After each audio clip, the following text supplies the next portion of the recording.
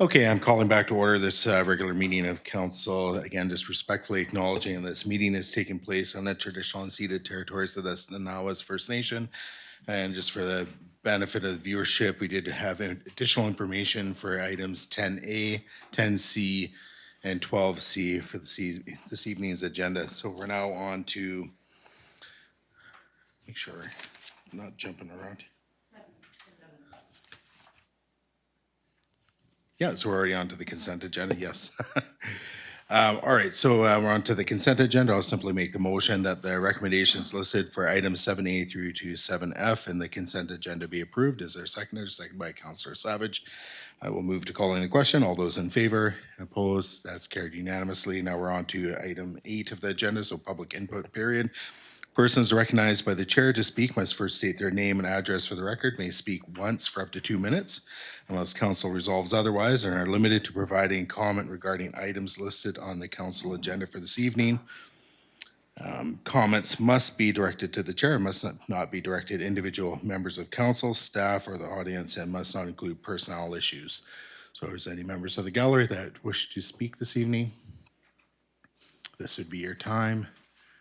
And do we have any remotely registered people? No? Okay.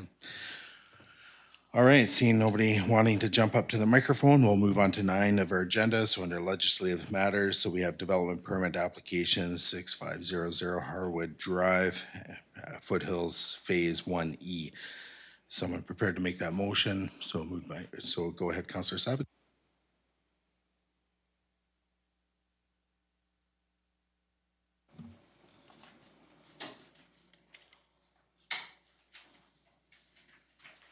That development permit application 6500 Harwood Drive, Foothills Phase E, that development permit number DP 2223 for 6500 Harwood Drive be issued. Is there a second? Second by Councillor Lerner. Discussion. Sorry, I missed that in the minutes. Where did you add in the reference to Foothills Phase 1E? It's Was just it in after the, word above the permit? actual motion. It's just above the. Oh, I know it's in the heading, but I thought you included it in the motion. No? No, I think Okay, Councillor thank you. Savage just read it as kind of the preamble to the motion and then included the motion. All right, so through to the mover, is there anything you'd like to say or? Yes, first just a few items since this is on the agenda, and it's a 19-unit subdivision as part of the whole Foothills phase. But through to staff, has staff given the Foothills any direction as to lot sizes or anything else that might apply to this lot, 19-lot subdivision, or future phases? Your worship, through the council, the proposed subdivision complies with the zoning bylaw. So zoning dictates the minimum parcel size required, setback, lot coverage, those sorts of things. And certainly the obligation for the applicant is to meet those requirements. This development permit really just speaks to the form and character component of that development.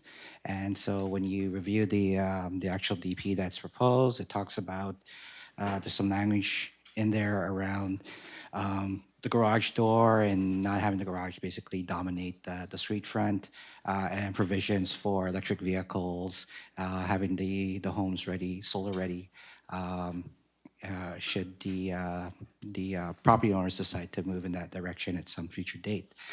I should also mention that Foothills also has their own building scheme that's reviewed by Foothills prior to the building permits coming and being approved by the district. So there's sort of 2 reviews that are going on. There's the internal review by Foothills, and then there's the review by district staff. Now, with respect to building schemes, they're enforced by Foothills. They're not enforced by the district. So that's the distinction. Our enforcement would be on the actual development permit and making sure that there's compliance with our building bylaws as well as our zoning bylaw. Yeah, thank you. Yeah, the reason I was asking about the lot sizes. it's just my viewpoint, but the lot sizes should probably be left up to the Foothills group if they want bigger lot sizes. I think that's fine because we had discussed that before in terms of the economics of it, having services closer together and so on. However, the high tax assessed value of the bigger lots has been quite a tax benefit to Lantzville with tax income. So, and I think there's other things there that if the lots are bigger, because they are deep, then the road frontage width is not that much more than smaller lots. Therefore, the services will be somewhat just as close together. So, and if some of these subdivisions are strata, then the strata pays for the eventual replacement of services on their strata property. So that's another reason they should have freedom to have the size of lots they like, just so it's the nicest, in their view,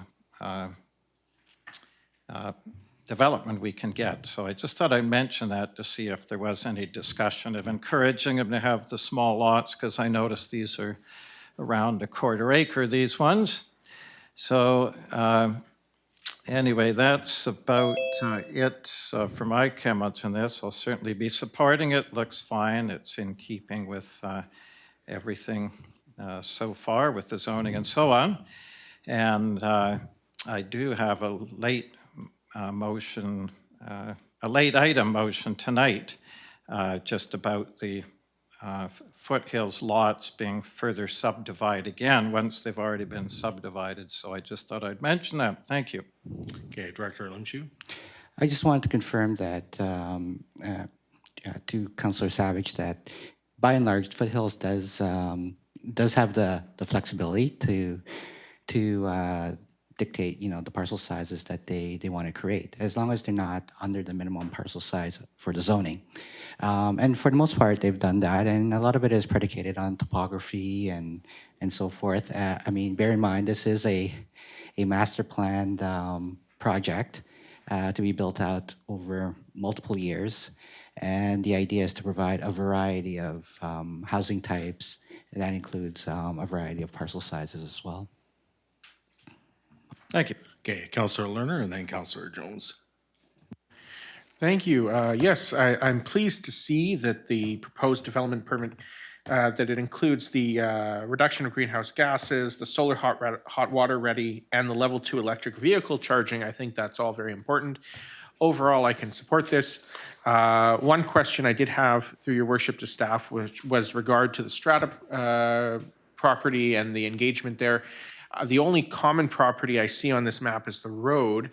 What are under this? What's the understanding of what the strata would be responsible for versus the district in this permit area? The strata would basically be responsible for any common property as a group. Certainly the individuals would own their own parcel, but they will all pay into pay strata fees for the upkeep of the roads and all the infrastructure that's within that common property. Okay, thank you. I appreciate that. Councillor Jones. Thank you through to staff. I was also I have two questions. One of them is also a strata question. So if you can expand on that, then the strata is only the road services, garbage, recycling, are they included in the strata? Gardening along the roadway, is that included in the strata? Thank you, just asking for clarification. I think the best person to answer that question would be the representative of Foothills. Yes, I can. These are details that we don't typically get involved with. Well, I was going to comment, if it's a strata, then the district has nothing to do with us. So the only thing that would happen would be the garbage recycling would still be done through the RDN. So yeah, that's pretty straightforward. Is it acceptable for the representative to address this It's question? just and one of those other? things that or not? council needs to keep your focus on the question that's before you. And it's about form and character within the DP. And so Okay, we thank you. don't very The often. second question I have then for staff, please. I don't see any planned pathways that walkers or bikers could use to move in and out of this community and access the adjacent areas. Or is there a greenways plan for this and it just isn't showing there? Throughout the development, there are provisions made for pathways throughout the entire project. The focus of this particular application, as Director Coates has indicated, is really on the form and character. So, but certainly as we work through the various phases with Foothills, it's a discussion that's ongoing with respect to the provision of parkland and what the programming of that parkland is, whether it includes trails or not, or is it just a natural green area? Thank you. Okay, is there anything further before I move to calling the question? Okay, Councillor Mundell, go ahead. My only comment, and I don't know if this is specific to forming character, however, when I look at this subdivision, it looks very cookie cutter to me. And I know that that's something that our OCP states is something we are trying to avoid in our subdivisions. I know in our OCP, it also said that it is meant to blend with the surrounding community. And to me, I don't see that. That looks quite obvious and quite specialized in that area. So I am struggling with that piece of it. I think it comes back to the fact that, you know, we are looking at a master plan community and there are provisions being made to accommodate a variety of housing types. So if you look at the lot sizes that are being proposed in this particular phase versus the lot sizes of the earlier phases, you'll see that, yes, that these parcel sizes are smaller. You know, the road isn't your standard straight road that you see in other parts of town. It's got curves to it. And I think the thing that we have to keep in mind is that the roads and the layout are, for the most part, dictated by the topography of the land. You know, I think Foothills is very conscientious as to try to develop with the land rather than going in and, you know, blasting out half the hillside to create a more efficient subdivision. Yes, and again, just to reiterate, this really has to do just with form and character. You know, we have already passed everything, really, the remaining items. So the OCP amendment, the zoning amendment, and the phase development agreement have all been passed for Foothills. So at this point, this is probably more of a mechanical exercise more than anything else. And ultimately with the Foothills, it's in their only best interest to make sure that moving forward, this is a high quality subdivision as it will continue to sell itself as it moves forward and with as many phases. So I'm all good with it. Unless there's anything further, I will move to calling the question. Okay, I'm going to call the question. All those in favor and opposed, that's carried unanimously. Okay, so that takes us on to our next item. So this is under 9B, so bylaw 175 for information. So for consideration of amendments, and this was as per the November 30th, 2022 council motion. So through to council, any specific questions? Go ahead, Councillor Lerner. Yes, I had a motion I wanted to make, and thank you to staff for printing it out. If I can distribute it through, that would be, Sure, pass it out. and I can read it out.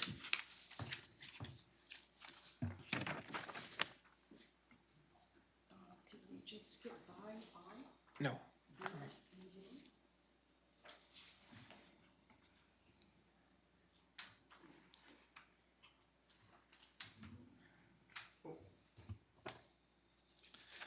There we go.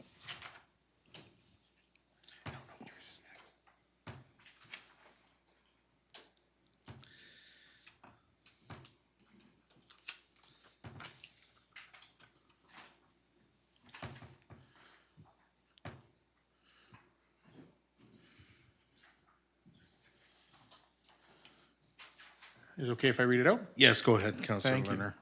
Lerner. Whereas the community wishes to preserve the semi-rural character of our village without extensive curbs, and council wishes to keep infrastructure expenses affordable, therefore be it resolved that staff bring forward a draft amendment bylaw for council consideration to amend District of Lantzville Subdivision and Development Works and Services Bylaw number 175, 2020, to include the potential changes identified in the January 11, 2023 staff report, item 9B, table items 1 through 19. And then it has the a schedule that I've included that shows the a sample of the rural road drawing, which if you like my computer drawing skills, and then it states that other elements that may be governed would include street trees, lamp standards, locations, and in such terrain where a raised path is the only feasible option, then it should only be used where absolutely necessary and should be permeable. Okay, is there a seconder to the motion? So a second by Councillor Savage. Discussion on motion, Councillor Lerner, go ahead. Yes, this motion went through a couple iterations. My goal here is when I'm looking at the report that staff prepared, it outlines a number of options in there. I want to see what the bylaw would actually look like with those options, and that would give us the opportunity to amend it further, and this would be an amendment bylaw to 175. It basically makes more of the surfaces permeable instead of asphalt. It includes the thing about including swales, pathways and trails, and there's a whole bunch of options in there that I'd like to take a look at as what the amendment would look like as opposed to just the report. One thing I would note in there was my original is item 10 on the report, which is on page 53 in the table item 10. My original hope was that we could reduce the number of roads classified as rural roads, as urban roads, and increase the number classified as rural roads, but I understand that that's actually a different part of the zoning bylaw as well as the OCP. So that would be for a different day. This would basically have us take a look at improving our rural road standards, to have flush curbs, which I've put in the drawing, permeable pathways as opposed to asphalt sidewalks, and the grass swales in between. And it would reduce the number of instances where we see these raised curb sidewalks with asphalt that are not particularly good for the community from the feedback I've received. So while still giving safe walking paths, which I know are so important to so many people as well. So I hope that that is what this will achieve. Thank you. Okay, so I have Councillor Savage. Thank you. Yes, the way I see this is an opportunity to give some direction as to what our roads are going to look like in the future. And just my viewpoint is what I personally want to avoid moving forward are subdivisions with roads. I could use Spence's Way as an example, where everything is confined to the road with curbs. That means your drainage, your gasoline and oil and water gets washed into drains and then sometimes carried away to the beach. And so that is the first aspect. I would rather see runoff on the road being able to flow off the road into swales or into soft ground so it can be treated and filtered and so on right on the roadside. The second problem is when you confine roads with curbs, like on Spence's Way, where you've only got 2 lanes, there's no room for parking on the road. And during the heavy snow, there was a number of cars parked on the sidewalk, straddling the sidewalk with their wheels on the road because the snow was so deep, they hadn't had time to clear off their long driveways and so on. And that's, so I don't want to see this format of the urban road, the city road, if you will, duplicated throughout Lantzville, because we're going to end up losing all of the big advantage that our current rural style roads have, where you can park on the roadside. So if you're in a house, all your guests can easily park and most houses, on the green shoulder of the road. So it's for parking and it's for drainage. And then the next reason is that if we can have the walkways, which I want to see so many more walkways in Lantzville, instead of having to walk right on the road, Olds Road being an example, in sections there not so safe with fast traffic, that I'd like to see while we're developing new roads, the walkways, the paths, if you will, well off the road. So those are my reasons for wanting to get back to, and Lantzville was built on these rural style roads, so they couldn't be that bad if we've had them all these years and with success throughout Lantzville. So, so with this drawing, I like this because my idea, the way this would work is not to have the format just like this, but these would be the elements of the road. So depending on the terrain, you could switch these up. If you've got a very narrow road, a confined road, you may only have room for some of these elements or some of them on one side. And also the order that they are can be switched up. You might have the pathway closer to the road and the swale on the outside and a ditch on one side, a swale on the other, or just one ditch, no swale. So all these can be mixed up. And the other caveat I would offer as well is that the idea of the raised curb, the standing curb with the sidewalk right on the side of the road, that there may be circumstances where that's necessary. And I would say that would be dictated by the terrain or some very pressing safety issue. But in the main, I'd like to see the end of the standing curb, the raised curb, and the sidewalk right adjacent to the road. I'd rather see pedestrians a little further off the road for safety and not breathing in exhaust fumes is another reason. So, and the last thing I'll say on this are the bike lanes. That can be solved separately by having some roads with a room on the edge of the road for bikes, having multi-use walkways, and also on the roads that are not very much used, there's no reason why you couldn't share the path with a bike where there's seldom pedestrians on the path.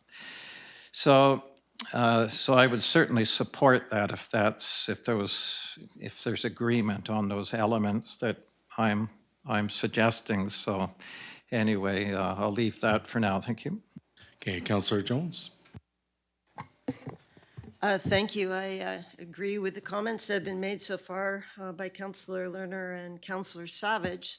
And I would just like to take them and put them in a slightly larger context, because this is something that has been foremost on my mind and something I will certainly be bringing to council with the hope of discussing in more detail. And that has to do with the larger picture of environmental responsibility, climate change, and what Lantzville is going to do in terms of best practices in the future to preserve the natural assets that we have. And if that's a new word to people, natural assets, it's being used now in municipal level planning quite extensively, and it includes treed areas, woodlots, open green spaces like grasslands, areas that naturally retain water, aquifers, creeks, foreshore, beaches, vegetation. Lantzville is very wealthy with our natural assets, and larger communities and cities are not. And the reason they're not is because they generally destroy them in the course of development. And a responsible course of development for Lantzville is going to, in my opinion, be to not just preserve our natural assets, but to figure out what benefit they are for levels of service to this community. And as an example of that, just to stick on topic with this rural road discussion, when you have ditches and swales and rain gardens, you have water going straight into the land rather than being piped to the ocean. And that allows the land to infiltrate and purify the water, and this is very important to our future. So with approving this type of design for Lantzville wherever feasible, we are also following a course of action that is best management practice and that can really benefit Lantzville as well as save us money down the road.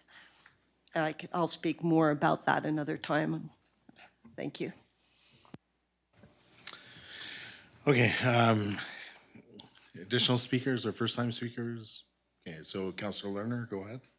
Yes, I just had a question through to staff. The motion that I made encompasses all of the recommendations that are possible changes for council's consideration, so they can go into an amendment bylaw and we can consider that bylaw. Item 5 on the table on page 52 recommends changing the, I guess it's an acronym, HPPE to HDPE as a recommendation. That's the one thing I couldn't figure out what that meant. If I can ask through the chair to staff to clarify. Yeah, through your worship, it's basically, it's a misprint. It's high-density polyethylene pipe. That's supposed to be the acronym for it, so it was just misspelled in the. Okay, thank you. That's why I couldn't figure it out. Okay, thank you. That's too funny. Okay, so unless there's anything further, I'm going to call a question. Okay, go ahead, Councilor Savage. Yes, well, this is, it's just through to staff. If this motion passes, then how would this be incorporated into bylaw 175? It would be from, once it was incorporated from that time on, that this would be the default road style going ahead? So through your worship, so basically what'll happen is I'll take this, these 19 pieces of information, put it in the bylaw, and I'll update the road standards as per the direction, and then that'll come back to council for review, basically at that time, and if there's more changes, then we'll go through that process again. Okay, and then the follow-up to that is item 10 in your list would contradict this because it says rural roads means any road in the rural zone, which is not a collector road, and that's only about 5 or 6 roads in Lantzville. So that would be coordinated with this current motion then, eh? Through the chair, yes, it would. Yeah. It would all tie together. Okay, well, that's great. And any idea of a time frame of how long you might? There's a few things that have to be done, all the wordsmithing, and then basically it'll have to go to another department and then engineering for drawings to be done up as well. So I couldn't give you an actual time right now, but we'll start working on it right away. Yeah. And last question, if there are any subdivision development permits coming up, is it possible to keep our motion in mind that would be the road you could advocate for before bylaw 175 is changed? Or? Yeah, through your worship, there is a process for a change in a bylaw of this nature. Basically, anything that's in process, like any applications in process, there is a year of grace for those folks. However, knowing what council's wishes are, we would be talking to them about that, and mean, if we're making it cheaper for the developers, most of the time they're going to agree, so. Good, thank you. Okay, so at this point, I'm moving to call in the question then. So all those in favor, opposed, that's carried unanimously. So through to Councillor Jones, and my apologies, you probably should have been given first crack at this, but Councillor Lerner snuck his motion in. But the floor is yours. Thank you, absolutely no problem. So I believe we're on 9B now, bylaw. We still are a 9B, so if But there's, 9B1I, or whatever that is? that's correct, so your Yes, motion. thank you. The motion that staff bring forward a draft amendment bylaw for council consideration to amend, quote, District of Lantzville Subdivision and Development Works and Services bylaw number 175, 2020, end quote, to include streetlight standards incorporating dark sky lighting principles. Okay, is there a seconder to that? Second by Councillor Savage. Discussion, so it's through to you, Councillor Jones. Yes, I think it's an excellent thing to do. You look out one side of our house and we see the Nanaimo glow, and we look out the other side and we see the stars. And so preserving our dark sky is important for us as people. It's relaxing and stress reducing, but it is also beneficial to nature. So that's simply my goal in the future as Lantzville develops, is that it not develop a glow the way Nanaimo does. And through the seconder. Yes, thank you. I've heard the streetlight debate before, and just my preference is to have a situation where I think the Foothills has set a good example. Spence's Way has no streetlights, for example, and the main collector road going up to the Foothills Harwood Drive, a good section of it just has about 12-foot lamp standards with 14-watt lights in them, lighting up the walkway. But it also lights up the road as well, certainly well enough to see well. And so I'd like to see more of this direction. And in this discussion with streetlights, there are some people that like them, and safety is often an issue that comes up. But I think that can be satisfied with having lights going forward, is what the Foothills did, and that is to have the lamp standard that's fairly low to the ground. I estimated it's around 11, 12 feet. And it's a very pleasant light, and you can easily see the stars. It's not, when you look up, you don't see the glare of the big high street light. And it helps light the walkway, so when you're walking at night, I'm hoping to have far more walkways in Lantzville. They'll be well lit so that you can see where you're going and feel secure if that's what you want as well. But they do light up the road just fine. But the advantage of this, and Qualicum is going through this discussion as well, where they're retroactively trying to reduce some of the wattage in these new street lights, the LED lights going into people's bedrooms. So it's that balance for the public being able to see on walkways and roads, and also the comfort of people in their homes being able to look up the sky and enjoy our beautiful skies. So for me, if the Foothills can have a road with no street lights and can have a main road with these low street lamps, the safety issue has been handled because they're in there. They were approved. So I just wanted to clarify what I mean by the dark sky lighting. It can't just be anything rated dark sky lighting, because some of those tall lamp standards that glare are often considered dark sky lighting. So that's my idea of it. Thank you. Okay, Councillor Lerner. Thank you. Yes, I can support this. I think it's really important that we act on this now and preserve our beautiful night sky, that people enjoy coming to Lantzville and seeing. A lot of people have told me that they're very concerned about the growing number of streetlights that are glaring into their bedroom windows, glaring at night, keeping them awake. I think this is important. My one thing, of course, is safety, and that's why there are international standards on this.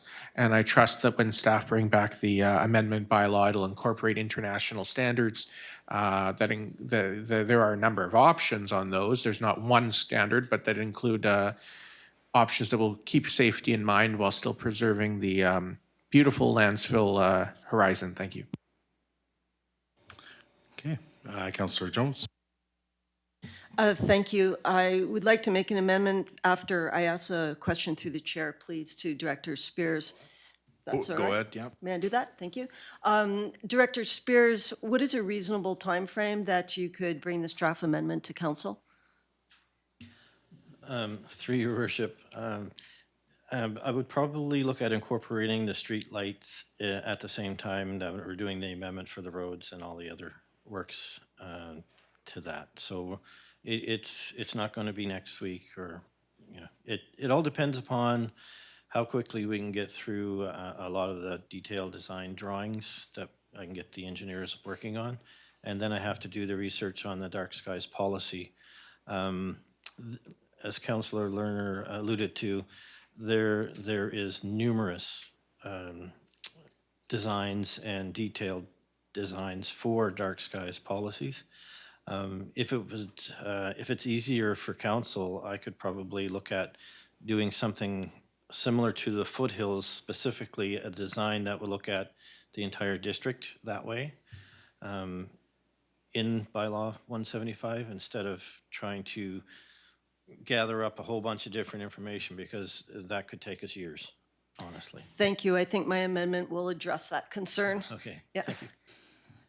So if you want to make your amendment, this is thank the you. time to make it. And further that, the draft amendment be presented to council.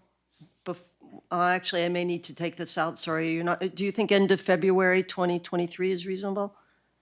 Okay, I'll remove that. And further that, effective January 11th, 2023, all new lighting be down-facing, low wattage, and consistent with the best dark sky lighting in the foothills.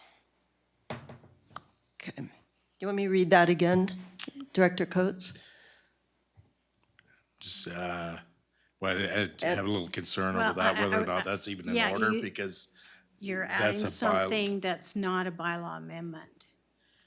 You're adding a requirement that something that you haven't put into a bylaw will be a see. requirement as of January 11th. And what's the solution to that? it needs to become a bylaw. Yeah, it'll be included in the bylaw amendment.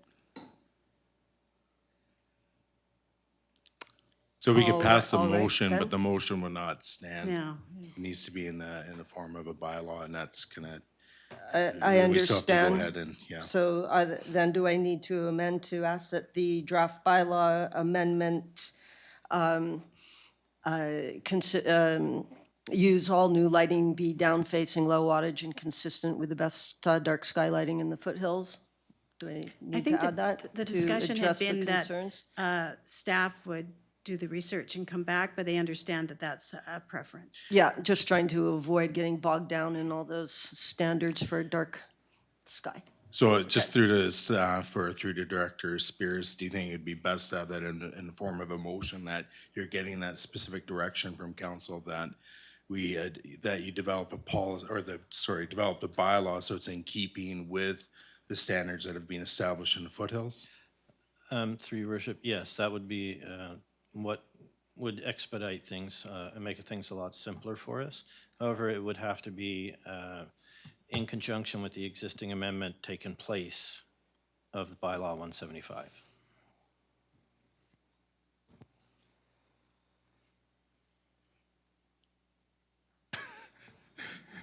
I just see that as, that's gonna happen anyway, so with the, because we could come back next meeting with another amendment, proposed amendment to bylaw 175, and that would just get lumped in to the works, right? So I I'm think this fine motion with- stands alone on its own. Yeah.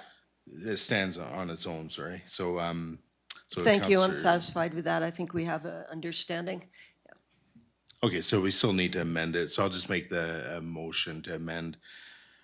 So that the motion on the floor be amended by adding and further that the standards or the lighting standards in the foothills development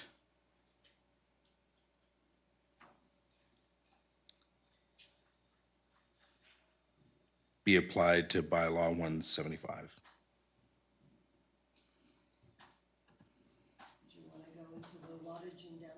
Nope. But we can amend that when it comes back. So through to Councillor Lerner, you're gonna second that? Is that, okay, so is Councillor Lerner seconding? Discussion on the amendment. So Councillor Savage, go ahead. Yeah, so we're using the foothills as a standard. The foothills has a mixture of lights, for example, at intersections at Harwood and Copley Ridge, there is a tall one, and going up Copley Ridge, there are tall streetlights. So I think from our discussion, the direction was to use the best dark sky examples from the foothills. So thank you. Well, do you want to go for it, Director Spears? Yeah, okay, go ahead. Through your worship, yeah, I mean, we have to be careful on intersections. Intersections have, like the TAC manual identifies certain lights for intersections, and that's kind of where those lights, actually light fixtures came from for up in the foothills. So there is cases where, yes, they're a taller light fixture, but the wattage is not that high, and they do meet the dark skies policies, but it also becomes a safety issue if you do something different. So we have to be aware of that, that's all. And I was just gonna add, I think where possible, I think staff is going to include, the standards you're referring to, like the 11, 12-foot light standards and so on, yeah, in the design, so. Okay, unless there's anything further with the amendment, I will call the question on that. Okay, all those in favor and opposed, that's carried unanimously. And back to the main motion as amended, anything further? Okay, I'm going to call the question then. All those in favor and opposed, that's carried unanimously. That takes us on to item C, which is bylaw number 182. Sorry, we're still on bylaw 175 here. Let's still keep going on that? Yes, just Okay. if I may, please. I would just wanted to ask, we have, through chair to staff, Director Spears, we have your 19 proposed amendments here. In order to move ahead with those, do you not need a motion to do that? Already have one and it's been passed. Oh, it's passed. Thank you. That was Councillor Lerner's motion. Councillor Jones? Thank you. One more thing. I think it falls under this bylaw 175, but I'd like to make a motion, please. Yeah, go ahead. That council directs staff to not proceed with the road narrowing opposite the Sabrina development. Where the road's been narrowed at the Sabrina development. My understanding from Director Spears last time I asked was that the intention was to narrow the road on the other side as well, just to put it in context. So through to Councillor Jones, I don't know if that would necessarily be in order with bylaw 175, like as we're doing now, which is more to amend bylaw 175. That's Okay. more of a directive. Should I bring it up under late item then? That's probably best to do then, but I can get Director Spears to do a brief Yeah, response. through your worship, I apologize for any misunderstanding. There's no further works that will happen out at the Sabrina subdivision. So Excellent, thank you. okay. So we may not need a late item then, Yeah, okay. that's All right, great. so is there anything further with 9B before we move on to 9C? Okay, so in 9C, so we have bylaw number 182. Someone Point of prepared- order, please. Yeah, go ahead. I'd like to remove myself from this one as well as a potential conflict. Is there a general? You have to state a general reason. reason for your conflict? Based on the proximity to my house to some of these that may be affected by this bylaw. Okay.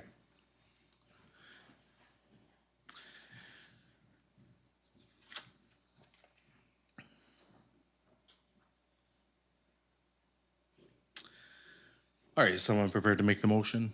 Go ahead, Councillor Savage. That staff bring forward a draft amendment bylaw for council consideration to amend District of Lantzville Building Bylaw number 182, 2020 as follows. A, the British Columbia Energy Step Code requirements for the District of Lantzville match those of the City of Nanaimo's Building Bylaw, Section 29.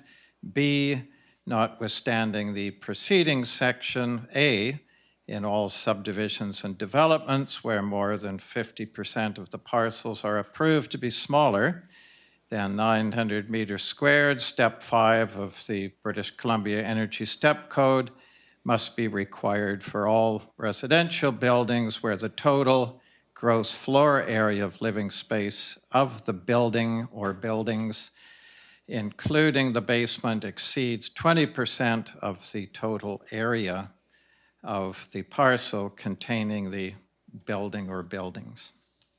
Okay, is there a seconder to this motion? Second by Councillor Lerner. For discussion, Councillor Savage. Yes, thank you. Basically, I think it's important that Lantzville should be a leader in green technology and other more advanced approaches to our community. And we have a prime opportunity here because we have a lot of vacant land and upcoming development. And currently, Lantzville has the lowest building standards allowed in BC. Nanaimo is ahead of us. So all we're doing here is to match Nanaimo's step code schedule. And I believe they've been step code 3 for houses for over a year. And last time I looked, I believe Lantzville's still at step code 1 unless the provincial government has mandated step 2 yet, I'm not sure. But by matching Nanaimo's step code, it just makes sense because the builders, almost without exception, have all been building in Nanaimo. They're used to it. The same builders build in Lantzville.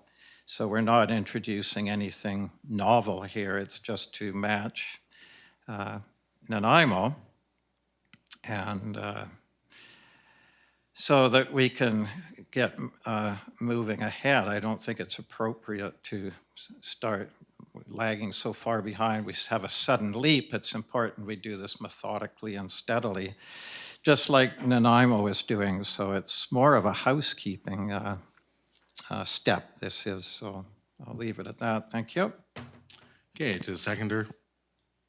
Thank you. Yes, I agree with Councillor Savage that we should be a leader in green policy, and the Energy Step Code is what the province of British Columbia has set out for how to be a leader in that.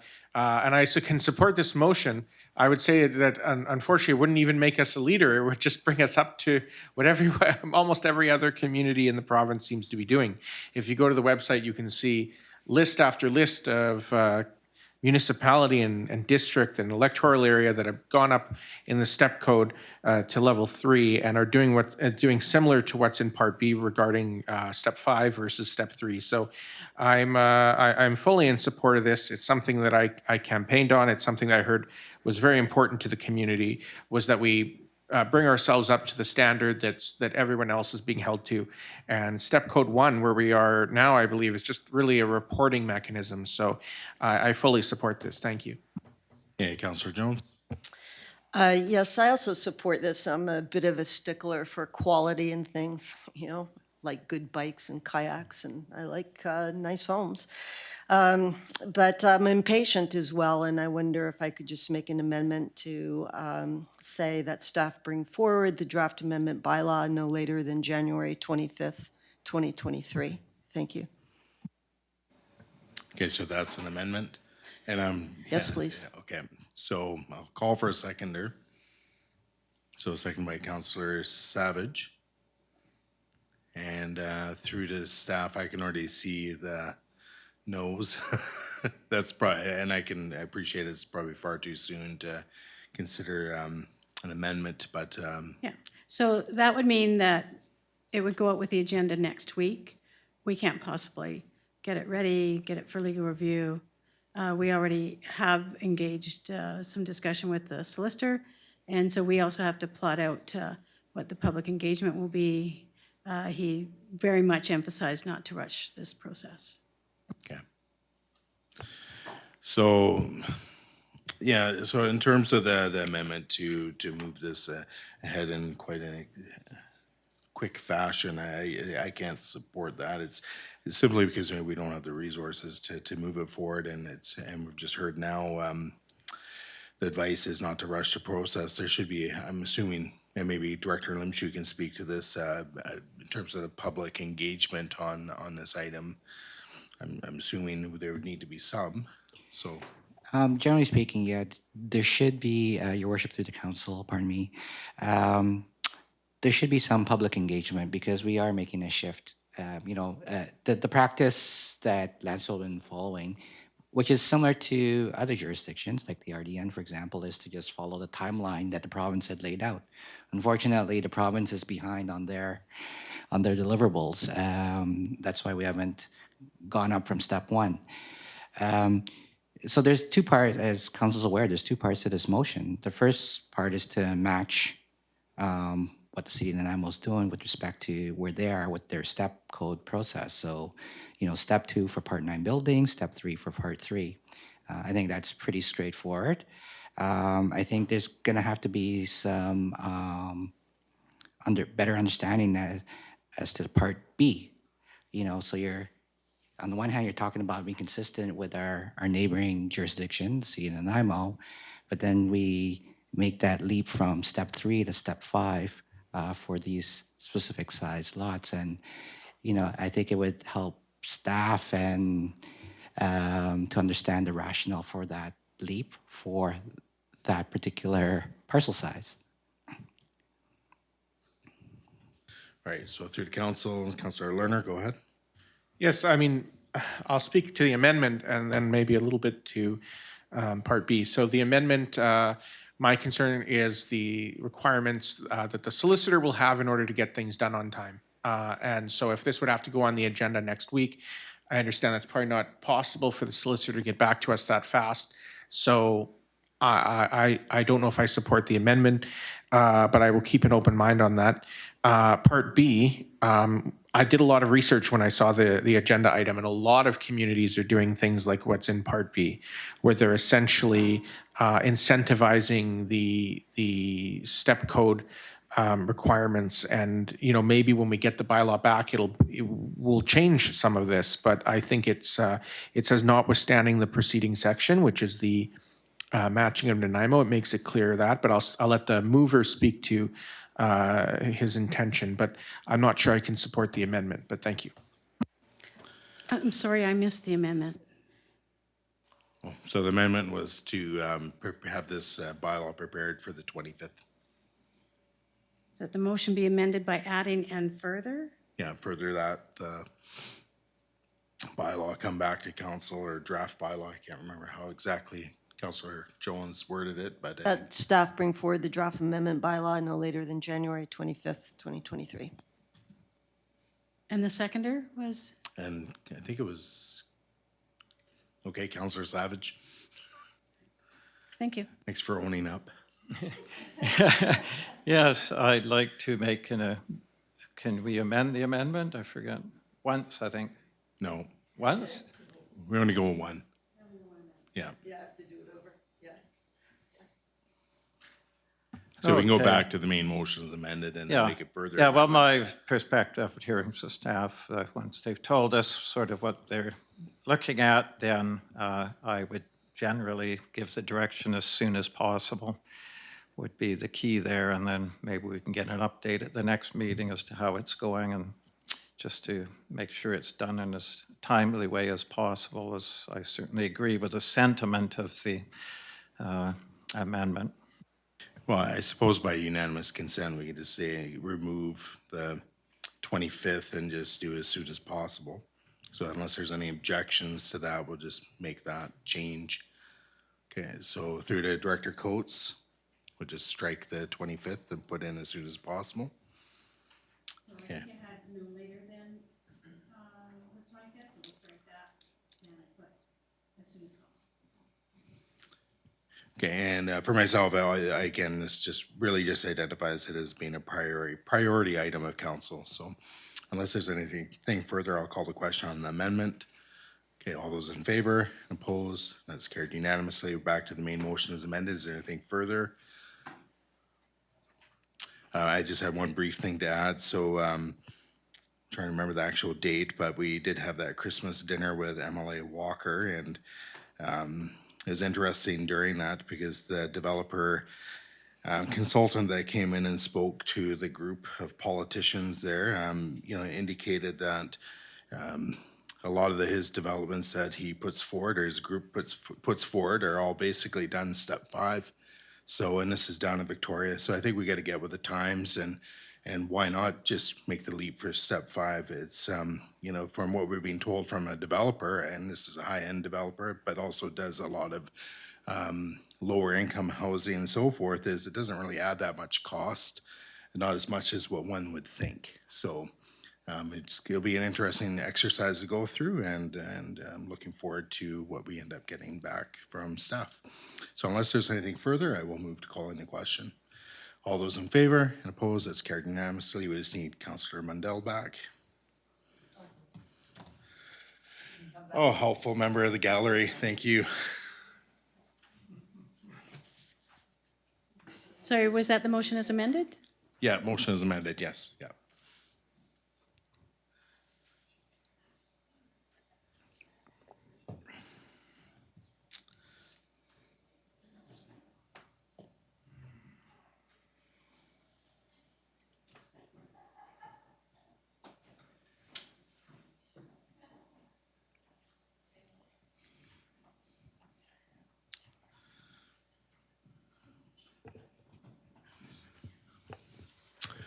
Okay, so we're on to item 9D. So this is bylaw number 332. So I'll just make the motion that the District of Lantzville Tree Protection Bylaw number 332, 2022 be given first reading. Is there a seconder to that?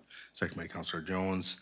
I'm just going to call the question. And again, this is just simply to introduce the bylaw. So I'll call the question. All those in favor and opposed, that's carried unanimously. Now we're on to the District of Lantzville Tree Protection Bylaw number 332, 2022 be given second reading. Is there a seconder to that?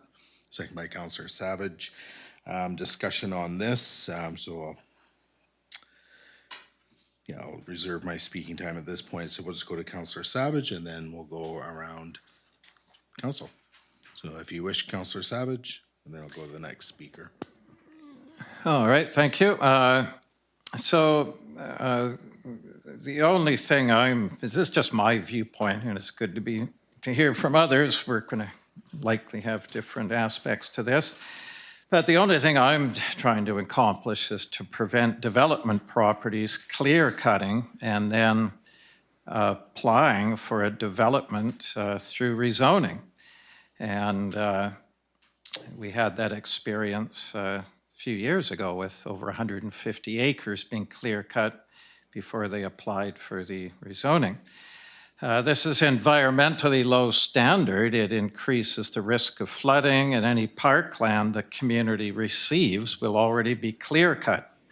For decades, residents have enjoyed having trees on their property, and that's why Lantzville is so green. Unfortunately, this idea of clear cutting and then applying for development application seems to be arising again. So this is the behavior I want to curtail, not bother our current residents, ordering them about on their own property. If a resident would rather have a large vegetable garden instead of a grove of fir trees, that's fine with me. And our long-standing policy of letting each property owner do what they want has worked in terms of having tree canopies throughout Lantzville. There's also an aspect of liability here. I don't want to be put in a position to force a resident to have a tree beside their house It should be up to a resident to determine their safety, because trees can fall.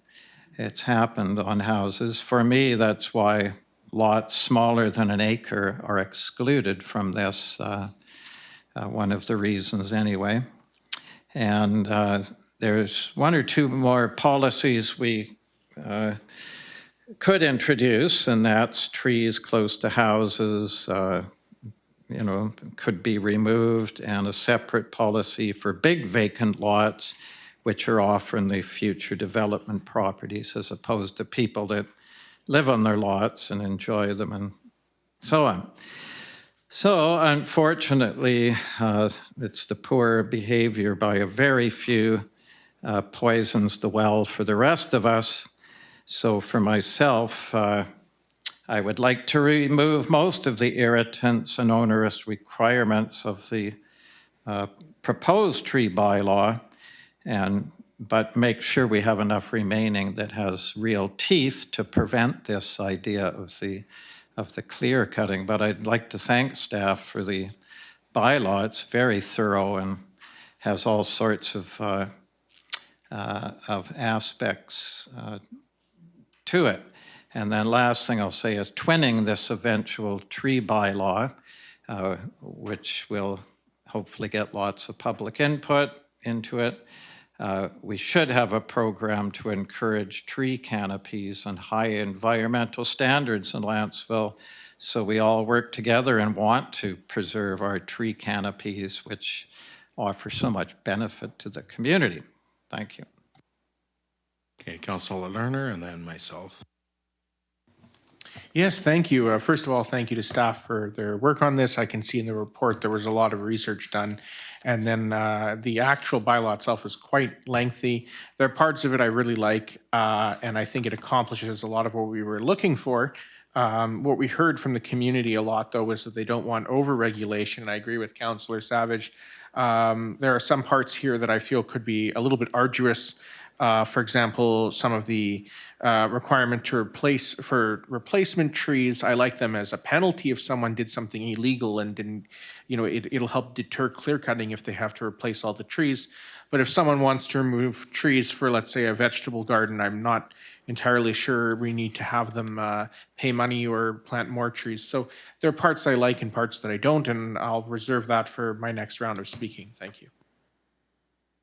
Okay, for myself, yes, again, we've heard it a few times already. Thank you to staff for the incredible amount of work that's gone into this. I think right from the inception of the first tree bylaw of Lantzville, it came on rather sudden. But I think this council had no other choice as that priority needed to happen sooner than later. And so we can hopefully move forward and have something in place that will promote the preservation of treed areas, especially on developable lands. I think, one of the things, there's a few things in this bylaw that, I don't know if I'm necessarily in strong agreement with. One is just the minimum lot size. I think that should be at the 1 hectare level at a minimum, or maybe it needs to be at 4.5 acres.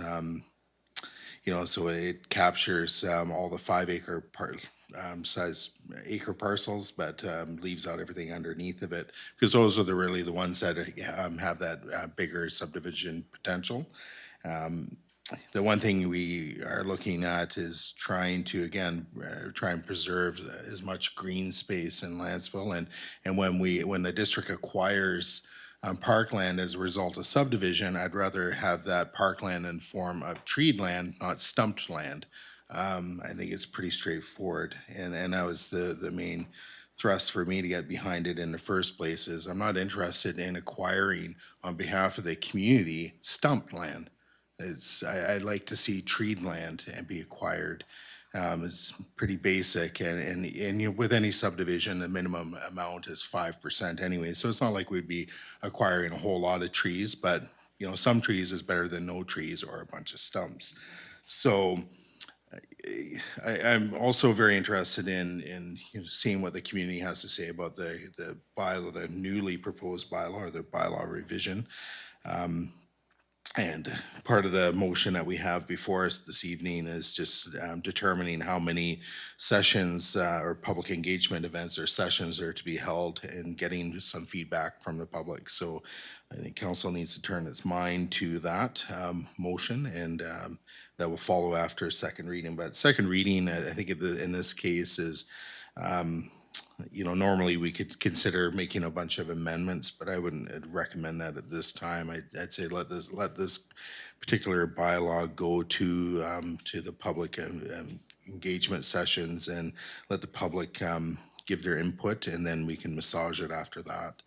So again, I really appreciate all the work that has gone into this. It's not a simple process. There's so many different tree bylaws, and the trick is not to get something that's so regulatory and that makes people do sneaky things in the middle of the night or on weekends and so forth. We want something that will ultimately encourage residents to preserve trees, and then in some cases plant trees. I can't remember who made the comment about if you clear a garden space, now you get to plant more trees. Well, that doesn't always work. Trying to relocate a bunch of other trees to other parts of your parcel may not work. I know in my parcel, I've been trying to, I do cut down the odd tree, I must admit, but I do replace, and when I replace, I try to replace it with something useful. So I have a bunch of ornamental or cherry plum trees or whatever, completely useless, and I do cut them down from time to time, but I replace them with fruiting trees, something that I can actually pick and eat. And and my intent isn't just to have a clear cut of my own personal lot. It's to to have something that's a little bit more beneficial to myself, but also providing trees. So, anyways, I noted Councillor Jones, and if there's any additional speakers, we'll go from there. Thank you. This is certainly an excellent discussion. When we did this tree bylaw, that knowing that we would come up with a more detailed one, I started going to communities and reading their tree bylaws, and lots of detail, lots of overregulation. And then I came across an Island Trust report done in 2021, which is a review of all of the tree bylaws, many of the tree bylaws in BC, and the sort of components to them. And one thing that I felt was lacking in this tree bylaw that I'd like to see, and this discussion I think shows that we need it, is a clear statement of our goals in the tree bylaw. So that certainly we could tidy up and find some consensus on before a bylaw goes to the public. The other thing that I noted was missing that I also wanted to bring up, just because it's so relevant to Lantzville's recent history, is that there is nothing in this tree bylaw to protect large Douglas firs and certain other trees like Gary oaks and arbutus. Nanaimo does this with a significant tree classification in their bylaw. So, for example, a Douglas fir, which is over a certain diameter, would automatically, be protected and require a permit. This would have stopped the tree from being, well, maybe it wouldn't have stopped it, but this would have applied to the tree at the end of Peterson Road that was taken down. So I think we have a little work to do figuring out what our goals are and exactly how to apply them. I would make a recommendation that after we consider second reading, we go to a special meeting and discuss it further before it goes to the public. That's just my opinion. Thank you. Okay, additional speakers on this? Okay, go ahead, Councillor Lerner. Yes, I've been debating on how to handle all the concerns I have and also the things I like. And so part of that is to say, well, let's go to public hearings, let the public have a lot of input, and then change everything as according to that. On the other hand, I think there are a lot of things here that could be changed before it goes to the public input session so that people are not needlessly worrying about things that might be overregulated. And so I would concur with the idea of passing second reading, but then instead of scheduling public input sessions, first scheduling a special meeting for council to work on this and then have the public input sessions. I think that makes sense so that the public gets something that council has had a chance to look at, but both of those are good options. Thank you. Okay, additional comments about second reading? Go ahead, Councillor Mundell.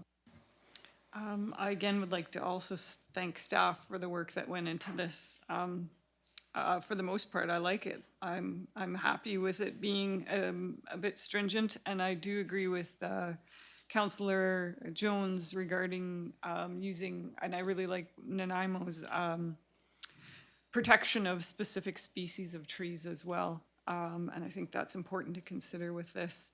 I agree that probably a special meeting where we can go through this in a little bit more detail and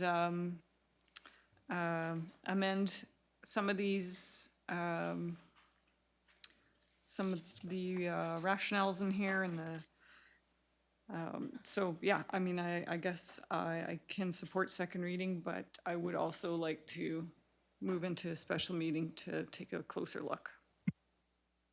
Okay, so I did have a question through the staff, it's, sorry, I just gotta find my mess of papers here.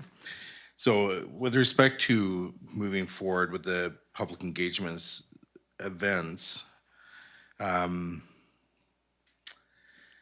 is it staff's goal just to simply find out, how the public feels about the the proposed bylaw, or is it to also ascertain what things they may want that are maybe missing? Like, I don't understand fully what the goal would be of the public input sessions. Yeah, I think it's a bit of both, actually. It's seeking input on, what's the general feel from the general public with respect to what's being proposed in terms of this amendment bylaw, but also to for the public to possibly identify anything that might be missing, or, on the issue of over-regulation, what do they think are too stringent, to get a feel, and certainly, that'll help us modify the bylaw so that it's balanced for the community.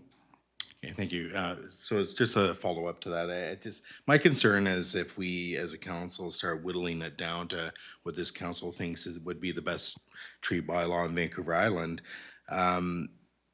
we may be going too far with respect to taking away information for the public to consider. So I like it in its current form because it's, no disrespect to staff, it is kind of a bit all over the place. There's lots of different things that have been considered, and I think there's strength in that in the sense that when it goes to the public, where it's probably going to strike different emotions or opinions from the public than if we were to, again, distill it down into what this council thinks the public would want and then present them that.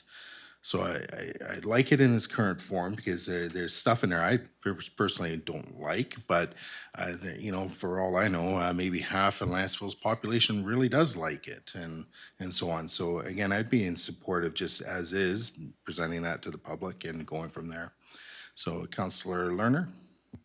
Yes, I'm a little torn as to how to proceed on this. I agree with a lot of the comments that have been made about both proceeding to public engagement events and also the special meeting first. Of course, the public would be able to come to the special meeting and have the public input period. Part of my question, though, through your worship to staff, is what these engagement events would look like. And when I envision an engagement event, I envision something similar to a public hearing where staff and council are present and the public gets to speak for a certain amount of time on the topic. And that's sort of how I see an engagement event. Are you thinking of something like that, or would it be a little less formal? Or would it be under the purview of council to direct staff? Would you prefer an amendment to the motion that directs what type of engagement events we're looking for? Yeah, I think staff would certainly appreciate some direction from council with respect to what they envisioned for a public engagement. I think, at the time that the current bylaw was being developed, there was a mention by council of a public input process of some sort. But I don't think it was ever fleshed out in terms of what that actually meant.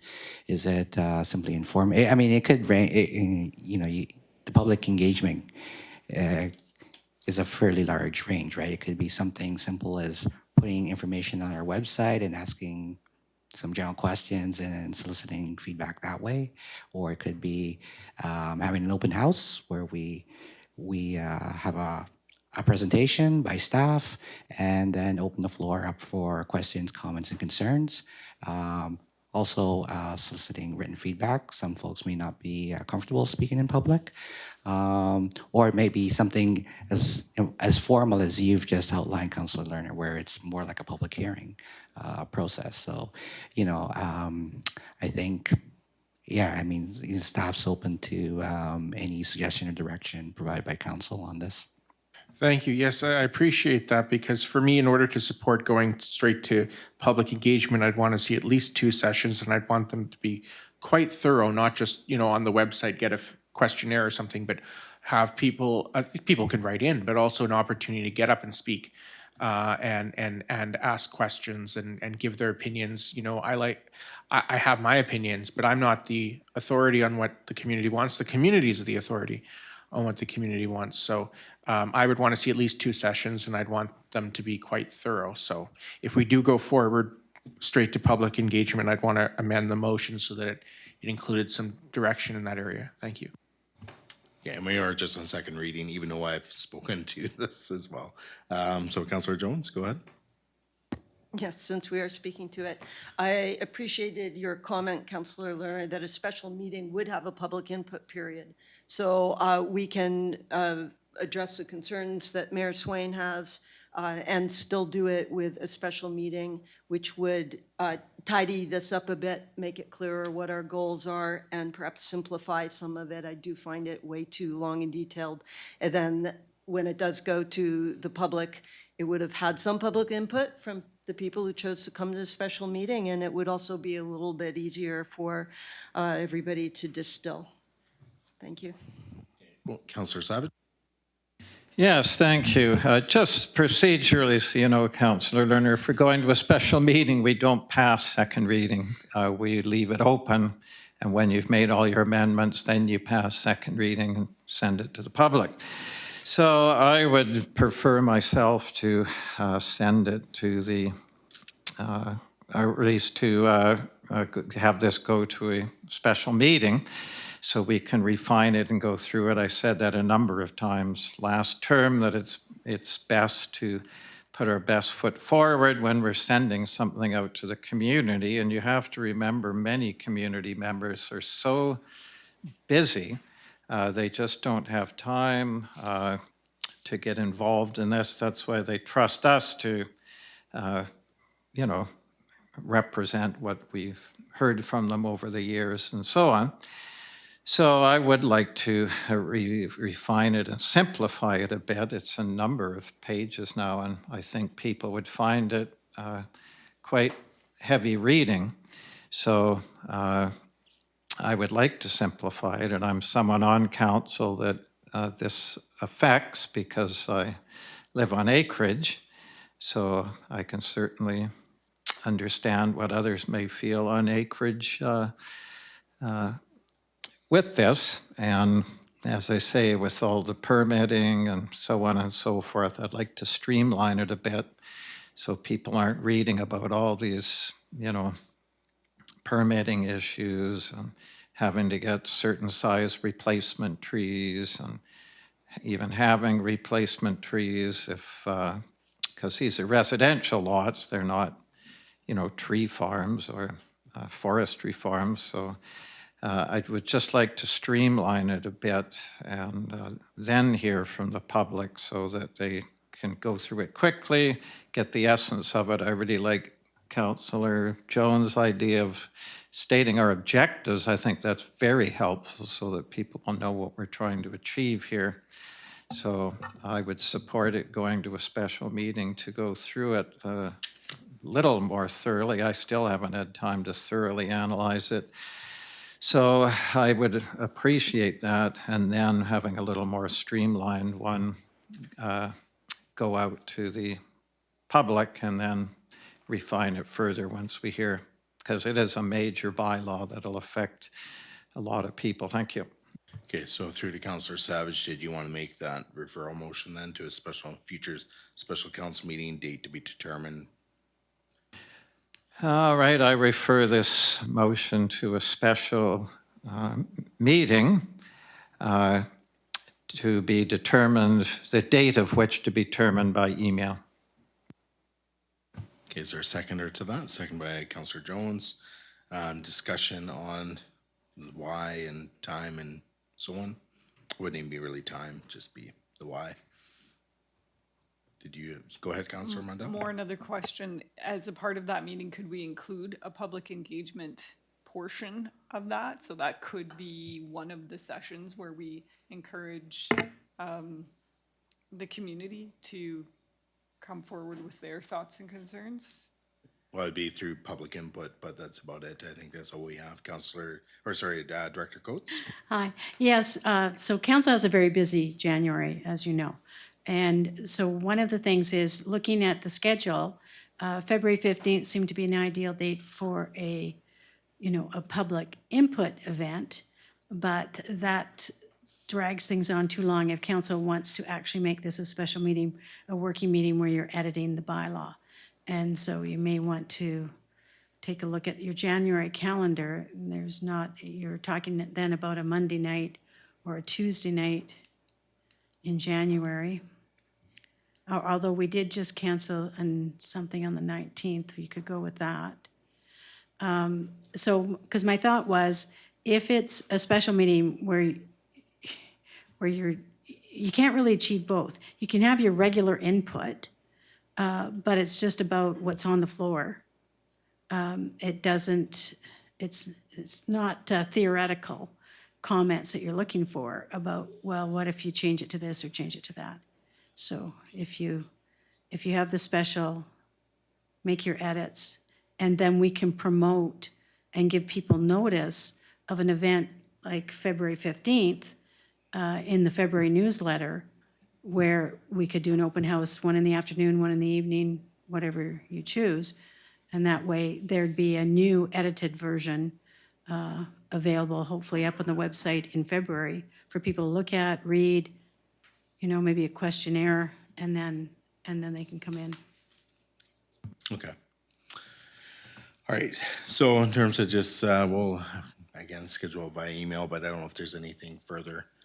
Okay, I'm gonna call the question then. All those in favor and opposed, it's carried unanimously. So, and then down under I, so there's, for information, Director Lim Shu, were you going to provide a verbal report?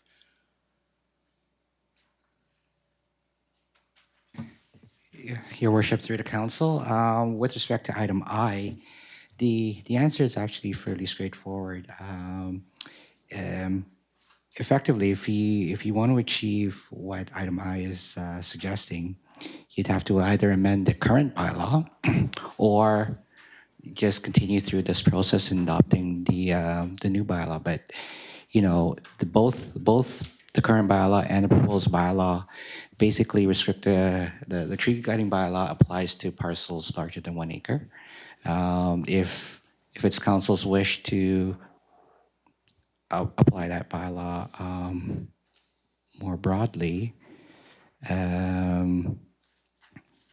you'd be looking at reducing the minimum parcel size. If I understand it, the idea is to preserve trees in subdivisions. Because the way the bylaw reads right now, if the parcel's 1 acre or larger, it's subject to the tree bylaw. If so in terms of the subdivision process, the applicant makes the application, it's reviewed, we issue a PSR, which basically outlines the conditions that one has to meet to fulfill the subdivision requirements. In fulfilling that subdivision requirement, it doesn't necessarily mean they have to go and take trees down off the property. It may require that they build roads and lay pipe for water, sewer, and drainage, but it doesn't necessarily mean that each lot that's currently created, or that's created through that subdivision, is cleared at that point in time. I think where, and correct me if I'm wrong, Councillor Jones, but I think the intent of that motion was or the question was, well, what happens after the subdivision is created and those parcels are now less than 1 acre? Is there a way to protect the trees on those newly created parcels? Correct? That was really That's where. definitely part of the intent, yes, Yes. thank you. At this point in time, there isn't, once those lots are created and they're below 1 acre, then they're not subject to the tree bylaw in its current state. All right, thank you for that. Okay, so moving on, we're on to item E, which is bylaw number 335. Someone prepared to make that motion? Sorry, Mayor Swain, I was hoping we could have a couple of questions So, yeah, so with is it about what, Director Lim Shoe's Frober report. So just so if you have questions directly related to that, that's fine. So go ahead, Councillor Savage. Yeah, thank you very much. Yeah. So basically then when you've got a large, let's say a 10-acre property that's been approved for rezoning, when it gets to the stage where you're getting down to the specifics, that's sort of what I'm wondering, what can be done to encourage them to leave as many trees as possible, or is it once they get their development permit, they can just scrape it right to the ground, the whole 10 acres? So what leverage have you got there, or what could be done? At this point, the bylaw is very specific in that it applies to parcels that are 1 acre or larger. There isn't any provision to prevent them from cutting the trees once the parcel becomes smaller than that. In the proposed bylaw that's before council, we've addressed that and we've discussed it in our staff report to prevent that. So if the bylaw that's before council were to be adopted today, just for argument's sake, you make your application for subdivision, and through the subdivision process, they'd be required to apply for a tree cutting permit. And through that process, they would be required to provide us with a management plan. And part of the requirement of the management plan is to identify what trees they want to keep versus what trees they need to remove. And then we'd have that discussion about making sure that it meets the goals and intents of our OCP and what we're striving towards. Part of that process also includes the registration of a covenant on title. So even if the parcels get subdivided and they're below the 1 acre threshold, there would still be a covenant registered to protect certain areas on the property so that trees cannot be removed without approval from the district. Yeah, but Right now, that provision does not exist. you discuss certain things with them, what you'd like to see and so on in terms of road standards or At this whatever. point in time, I don't have any formal leverage through a bylaw. Certainly, we can have discussions with the applicant to say, hey, look, this is where the Lantzville is going. Is there an appetite for you to consider doing something? And the applicant may or may not agree to it. And that's because there's nothing solid. There's no bylaw in place to force them to have that discussion. Generally speaking, I'd like to think that we have pretty good rapport with the applicants. And for the most part, when we put suggestions forward, most applicants will respond. It may not necessarily be the ideal response, but our experience has been that yes, there is some give, if you will. Yeah, so you can encourage them is what I'm driving. Yeah. Yes, and we'll do that. And certainly, every time we have these kinds of discussions from staff's perspective, and we get a better understanding as to where council's going, we certainly give the applicants a heads up and have discussions with them. Yeah, because our current temporary bylaw has in it the exception for taking down trees is once a development permit is given, but I was hoping there was a little more to it than that at least you could encourage them to, this is what we're looking at. Yeah. Yeah, at this point in time, it's really more about encouraging, because as you know, our development permits are pretty limited as it stands right now with respect to the protection of trees. Yep.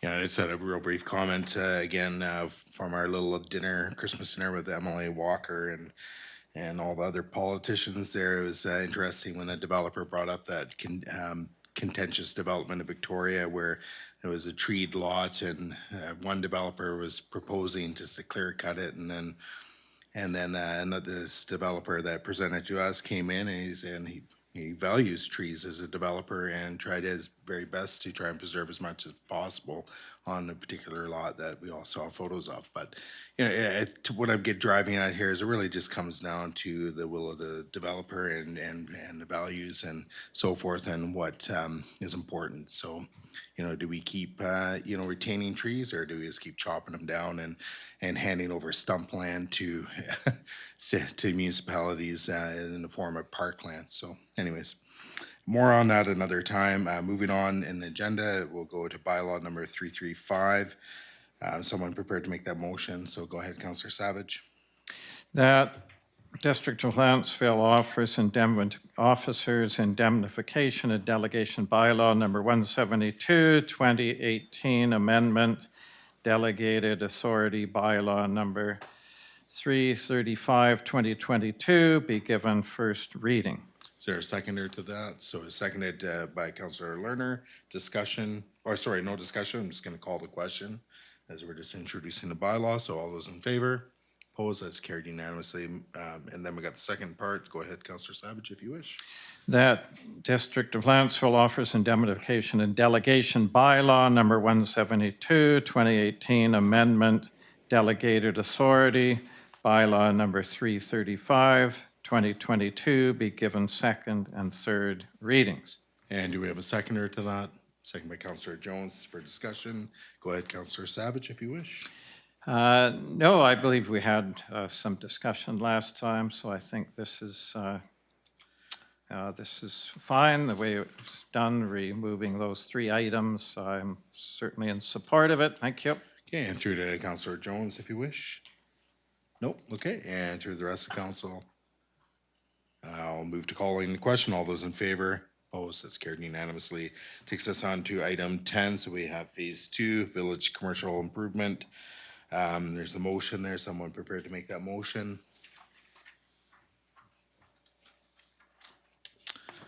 Okay, and so I'll go ahead and make it then. That staff tender the phase 2 village commercial core improvement Lantzville Road revitalization works as per the drawing presented at this meeting or January 11th, 2023 regular council meeting, and further that the financial plan be amended for the works to increase 320,000 from 600.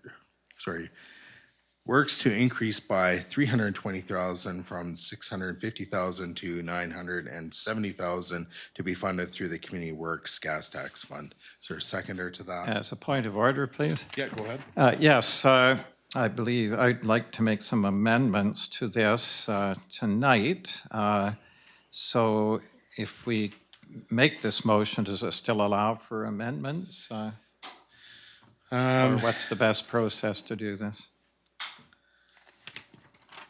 Well, this really has to do with the tendering, and I think the project's now in a state where we are past amendments. It is council's will if we wish to make further amendments, but that's just going to create further delays, and as indicated in the staff report, that could jeopardize the grant funding.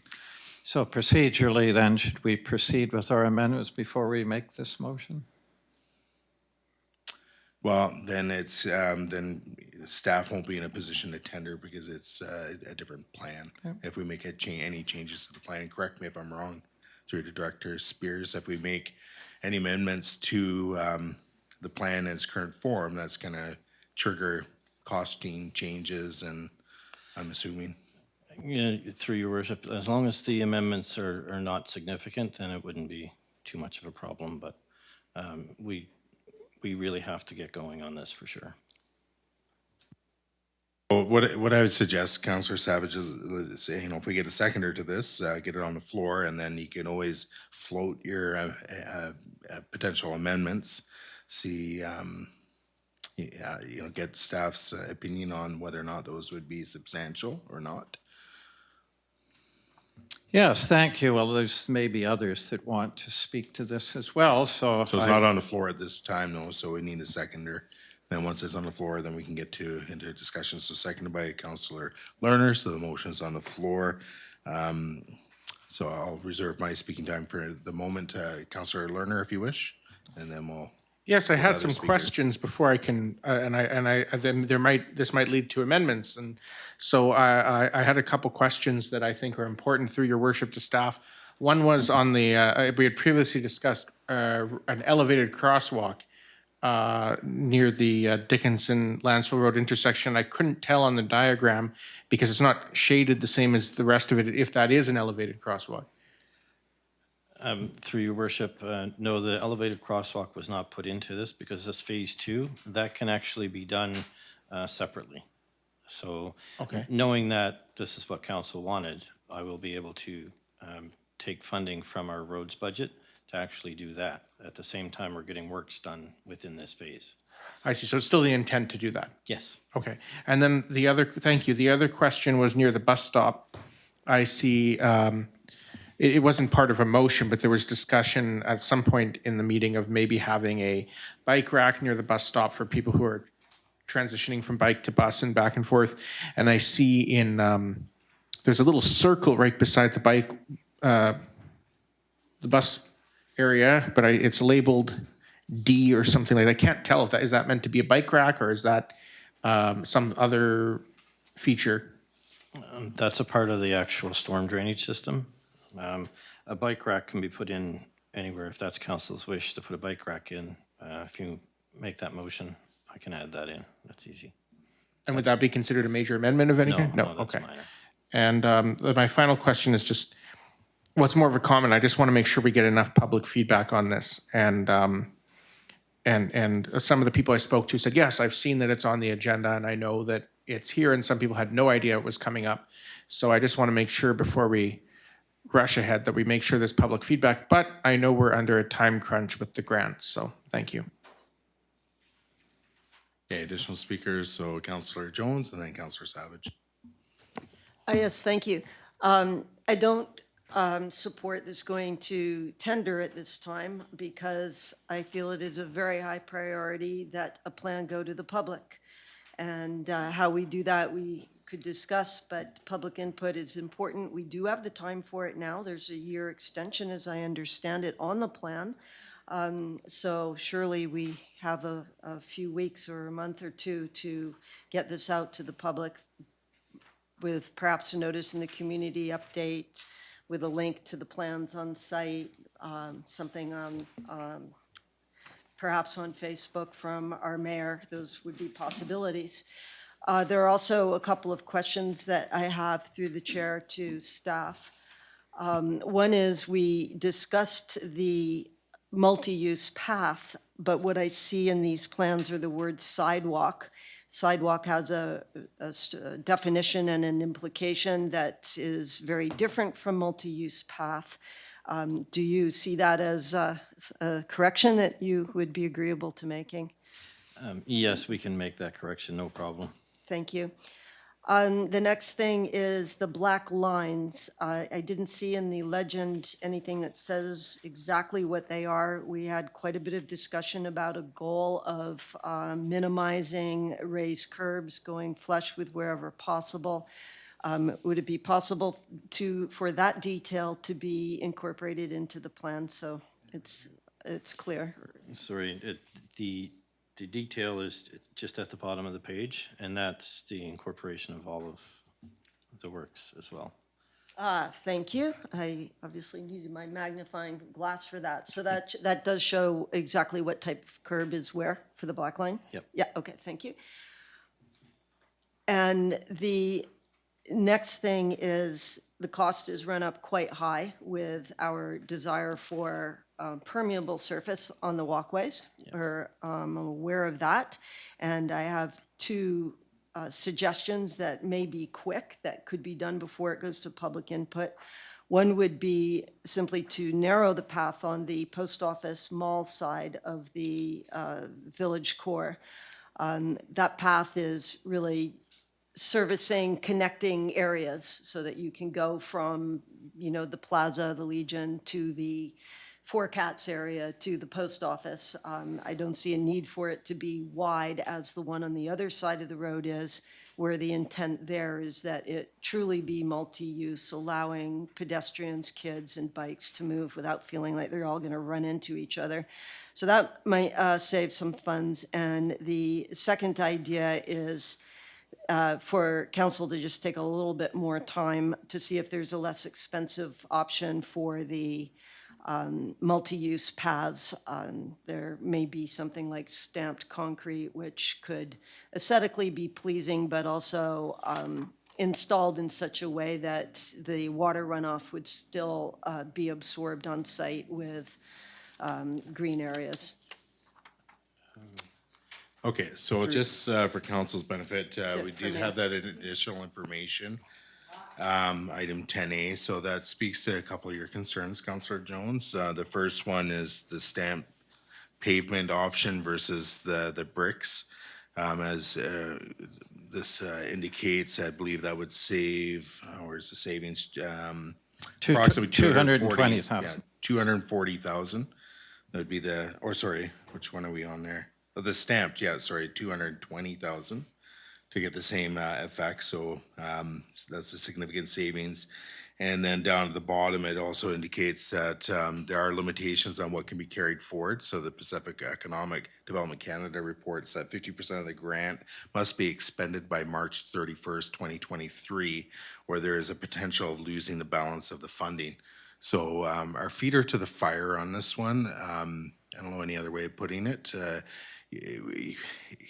think we've gotten it to a pretty good place now. I think whether we keep the pavers in or not, that's something we could decide this evening and before it goes to tender. But I think with the rest of the design, I think we've done what we can, and now we run the risk of losing a $500,000 grant. So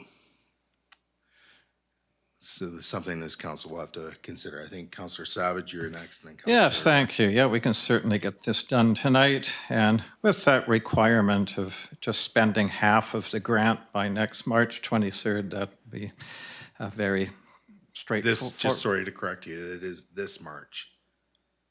Not next year's March, this March. So we have, just so council is perfectly clear, like basically, 2.5 months to get this underway and get the half the money spent. Otherwise, we're gonna risk losing a $500,000 grant. I don't know any other way to put it, but that is it. Okay. So let's go ahead, Councillor Savage. Yes, so if I could just have staff follow up on that, please, to Director Spears. It was originally we had till, I see what you mean. So that's the case then by March 2023, we have to have the work done, have spent half of it? So maybe staff can just give a bit of a good fulsome answer. So through the chair, originally the works, all of the works were to be completed by March 31st, 2023. Since I guess about a month ago, they approved an extension for a specific length of time, which is another year. But there's a caveat to that you have to have 50% of the grant funds expended by this March 31st. So that's kind of the time crunch that we're in right now. Okay, all right, well, these are very straightforward items that I don't think will slow the tender down much at all, but the ones I'd like to see is the first recommendation you made, Director Spears, to go to stamped asphalt instead of the brick. That 220,000 savings is a big one. I'd certainly like to do that since the angle of the slope of the walkways will go right into, for the most part, green space anyway. So that's fine. That solves the drainage. That would be the first one. and to reduce the width of the walkway to 2.28 meters, that's 7.5 feet on the south side. Is that an easy? Okay. And then the next is, however, to leave the plaza with the brick pavers right up to the Legion property, just to make sure there's no puddles and stuff. The problem with asphalt in big areas, it can have puddles and sink a bit and so on. So if we could leave the idea of the brick pavers in that one, that's very straightforward. That's not changing anything else. And the last one I was just going to ask, is it possible to, did you look into it, to having the grass and grass mats for the parking areas? Through your worship, no, I did not. Okay. Basically, we were using the pavers for that as per Yeah, okay. discussions previously. So. All right, to solve this, the time crunch then, if we just went with the same stamped asphalt with that one, that would be my only recommendations for change, and I think all of that can be done very quickly. And just for the, do we have to decide color for the stamped asphalt? No, it's the ready brick one that seems to look most natural, but, and that's Okay. it for me, thank you. So just for clarity, Councillor Savage, what path width are you proposing to reduce? So I'm trying to write And these sorry down. for clarity, is this an amendment to the motion? Not at this point, not then. Yeah, it's the one on the south side, which is the mall side. Yeah. And the reason it's 7.5 feet is because that's the only space there is behind the bus shelter. And so it would keep it consistent, that width. And plus, there's different grades there, like near the mall where So you're saying to reduce it behind the bus shelter? it reduced the whole thing on that side to 2.28 meters. Because from what I can see, is it already has been reduced and maybe through the No, director? no, it's just the whole path is 3 meters except for that Oh. little reduction. I'm proposing the whole path is 2.28 meters. It makes more sense. I know the terrain there well. Okay, so through to Director Spears, if you can just offer just a comment on that. I don't see the reason why we'd do that, but again, Okay, so behind the bus shelter is existing 2.8 meters, and what Councillor Savage is suggesting to go 2.8 meters for the whole sidewalk on the south side of the road? Yeah, the whole Yeah, okay. walkway would be that width. And another reason is it's sloped at the, where the mall meets the parking lot, Yeah. the post office mall. And if it's too wide, it's going to have to go down that slope. So it just makes more sense to have it that width the whole way, and that should save money, and it'll allow more green space too. would that be a simple amendment or is that gonna? Yeah, that would be fairly simple. However, the previous discussion about the bricks in the plaza, if what my comments were in the green page were actually included removing all of the bricks and putting stamped concrete in. So if you're adding bricks back in, I don't know what that cost is going to be specifically. So, Yeah, so, but it's gonna be less. yeah, it'll be less, but I just don't know how much less. All right. So I have Councillor Jones next, and then we'll do an amendment, and they'll hopefully encapsulate everything. Oh, and sorry, through to Councillor Lerner, what was the bicycle rack specifically? Yes, as part of that amendment, when we get to it, I was hoping to have it amended that there would be a bicycle rack at the bus stop, the bus shelter. Okay. Thank you. Good. All right, Councillor Jones. Yes, thank you. Some good ideas here. I would just like to bring us back to one of the main goals of this is beyond aesthetics, it is to maximize the infiltration of water on site. This is one of our OCP goals and our bylaws that we do this. So with respect to the parking spaces, that would be one area that I would not support using the stamped concrete. The reason being that it isn't permeable, and the parking areas are right adjacent to the road, and we want the road runoff to go into parking areas which are permeable. That's a fairly important place to have a permeable surface. So if we could revisit that, if Councillor Savage doesn't mind, to discuss the idea of the grass mats, I think it's a woven material that grass grows in that is a very permeable surface, and this would solve a good bit of the stormwater pollution problem because everything that doesn't get absorbed on that site is going to be piped to the beach. Through your worship, there is another option. We could use stamped concrete in those areas and make breaks in the curb and provide like a drain pit for that water to actually filter in to the rain garden. So there is an option there. We can actually pick that water up, put it back into a rain garden, and then if it overflows, it goes from the rain garden to the storm drainage system. So, and that's a very easy fix. It's just a matter of adding some drain rock and removing a 2-inch or 4-inch piece of curbing. And more importantly, would that require an amendment right now? No. Or is you can do that self-directed? Yeah, I can do Okay. that.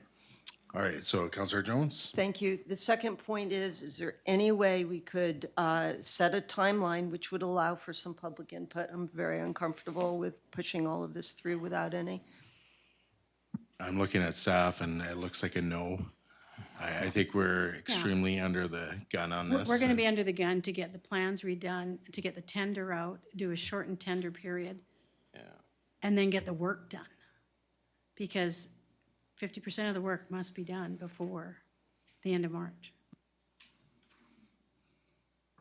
Point of clarification. Yes, It's go ahead. not 50% of the work, is it, Director Coates? Isn't it 50% of the money spent? You could just order the materials. It would be 50% of the actual money spent. Thank you.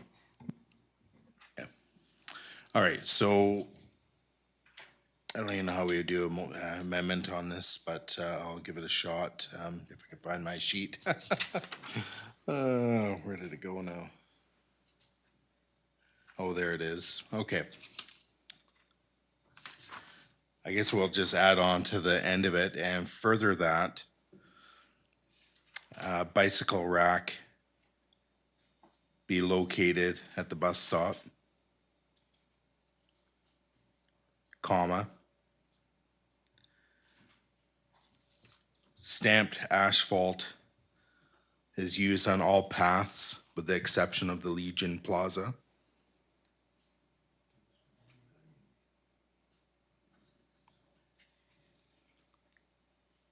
And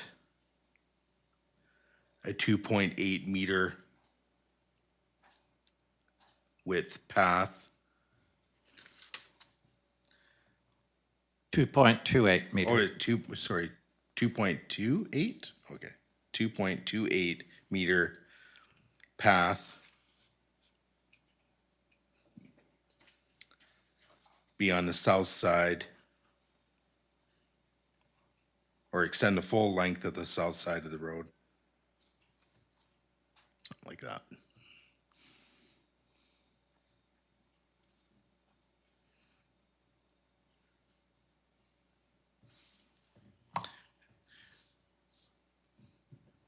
And hopefully that gives the direction. Is that clear Just- enough, Director Spears?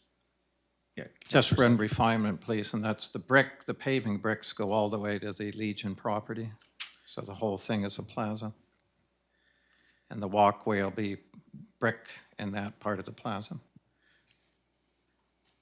Does that make sense, Director Spears? Like, I'm assuming the plaza would, including the path in front of it, would all be brick?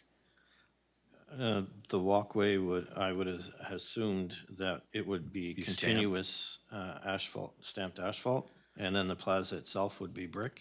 It would all be brick, so it looks big. So we're starting at the Legion property and then going, Just how you defined, you have it in your design, how you defined the plaza, So, you just take that back to the Legion property. okay. So through to Director Coates, just where I've said with the exception of the Legion Plaza and the fronting, and just insert, yeah, and the fronting or the pathway that fronts the plaza, or including the fronting pathway. I think that makes sense, or maybe not. Director Well, Spears, I what would just you want to suggest? make council aware that you're changing products midstream when in a walkway, so that just, it's not, it confuses vision impaired folks, so just keeping that in mind. We'll have to make sure that there's some kind of transition in there. Okay, so I feel like we're getting really into the design weeds here, but for me, I would like to just see a continuous path. That makes sense to me. And now with the narrowing, you're gonna gain a little bit more on the plaza anyways, like with the brick plaza, so I think Okay, with that let's- amendment, I'm just gonna say, we'll just scratch what I just gave you, Director Goetz, and we'll just keep it at with the exception of the Legion Plaza, because that's gonna get a little bit bigger now because of the decrease, yeah, which will be brick. Yeah, for the sake of time, let's just leave it then, have the continuous path. It's only 7.5 feet, so yeah, leave it at that, thank you. All right, so does council need that read back? Okay, nope, but go ahead, so I need a seconder. So second by Councillor Lerner and then Councillor Mundell, go ahead. I'm a little confused because we worked really hard in our last meeting to bring forth the pavers, and that would seem to be a very important part of this design. Now, we were trying to avoid concrete and sidewalks. That was sort of the point of what our whole discussion, probably for a half an hour, maybe longer. Now, all of a sudden, we're dropping that, and we're going to essentially an asphalt trail, which is what we had discussed that we were trying to avoid. So I'm a little confused. I'm not sure that I'm going to be supporting this because, again, we talked about permeable surfaces, absorbing rainwater, making sure that it wasn't, the runoff wasn't going to be affecting from the sidewalk as well, or the multi-use path. I thought that was a really important part of this design, and now all of a sudden we're just scrapping it. Okay, so go ahead, Councillor Jones. Yeah, I'd like to address Councillor Mandel's concerns. First, the path walkway on the north side of the road remains the interlocking bricks, fully permeable surface. On the other side, I'm just gonna interrupt you there. No, it doesn't. All the paths will changing all be of it? stamped with the exception of the plaza. I just want to make sure that's clear with the Okay. amendment. then with it all being that way, what one can do is grade the stamped concrete. Typically, I believe it's 1 inch per 8 feet, so that the water that lands on it tends to run off. And so long as we have swales, rain gardens to the side of these multi-use paths, the water should go there. So you're correct, we're not getting it drained right by the path, but we are getting it absorbed into the ground. It's a bit of a compromise for sure, because there's $300,000 involved, or $200,000 in savings. Yeah. Oh, and I was gonna comment on that as well, but I don't need to now. So go ahead, Councillor Lerner. Yeah, I was just going to comment that I can support the amendment. That's why I seconded it. I can support it. I'm looking here at, it sounds like these can be accomplished without, as a relatively minor amendments that wouldn't delay the tender. Is that correct? That's correct. Okay, thank you. So, yes, I mean, the permeable pavers are something I was really looking forward to and I'm still interested in. It was an extra $300,000 some dollars, and the ability to save $220,000 is huge. I agree that the point of the permeable was to filter the water through the path. The additional information page indicates that the same effect would be, if I understand, achieved by having the the asphalt, stamped asphalt pavers in which it runs into a swale. Is that correct? Yes, that is correct. And basically, all the swales and the actual, any greenery that's here becomes rain gardens at that point, because you're directing all of the water to those areas. And we have any water that comes off of the properties. If you look closely, you can see the lines that are going under those green areas that incorporate drainage into those areas as well, so.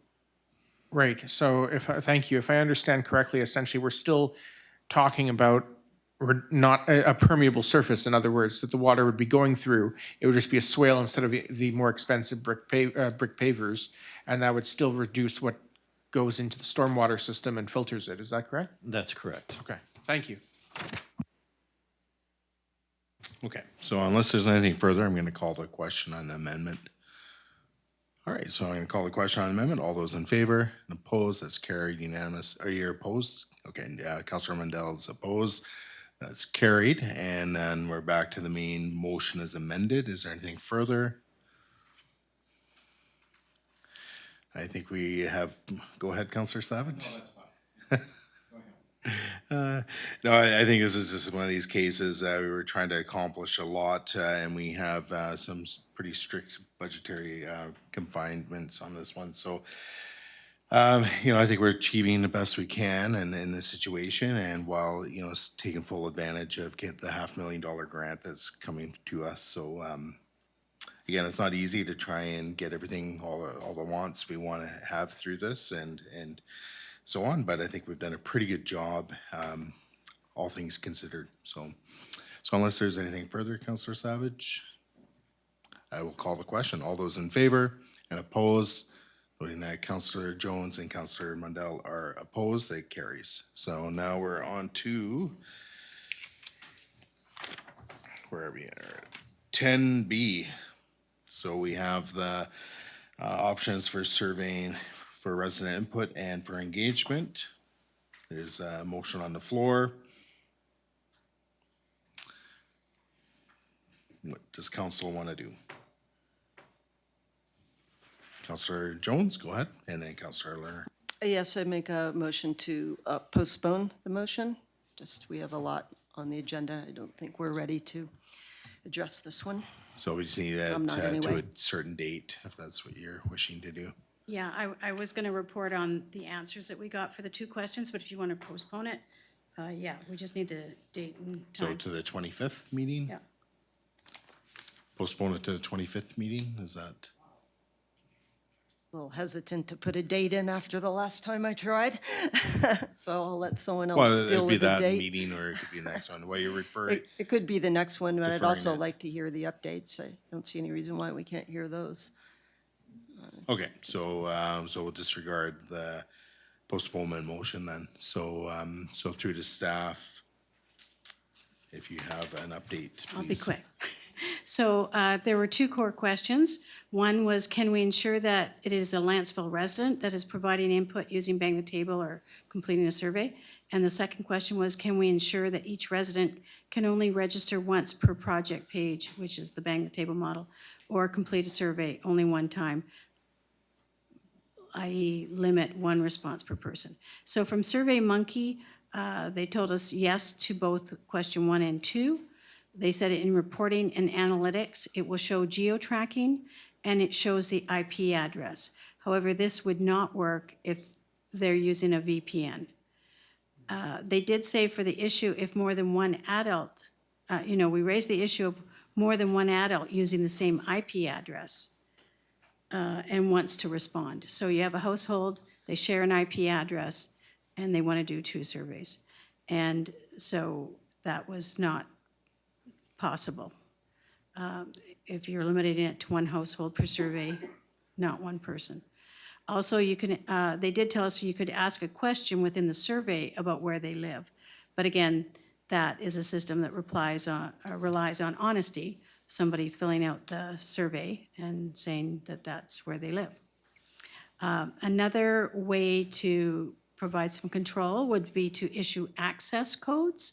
So they mentioned some other local governments that send out, like a utility bill to a household.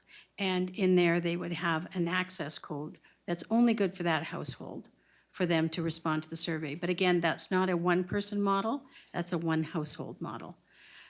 They did mention that if the subscription was at the enterprise center rate, which is $8,100 per year, allows 5 to 100 users, 10 to 20,000 responses annually, which is way beyond what we need.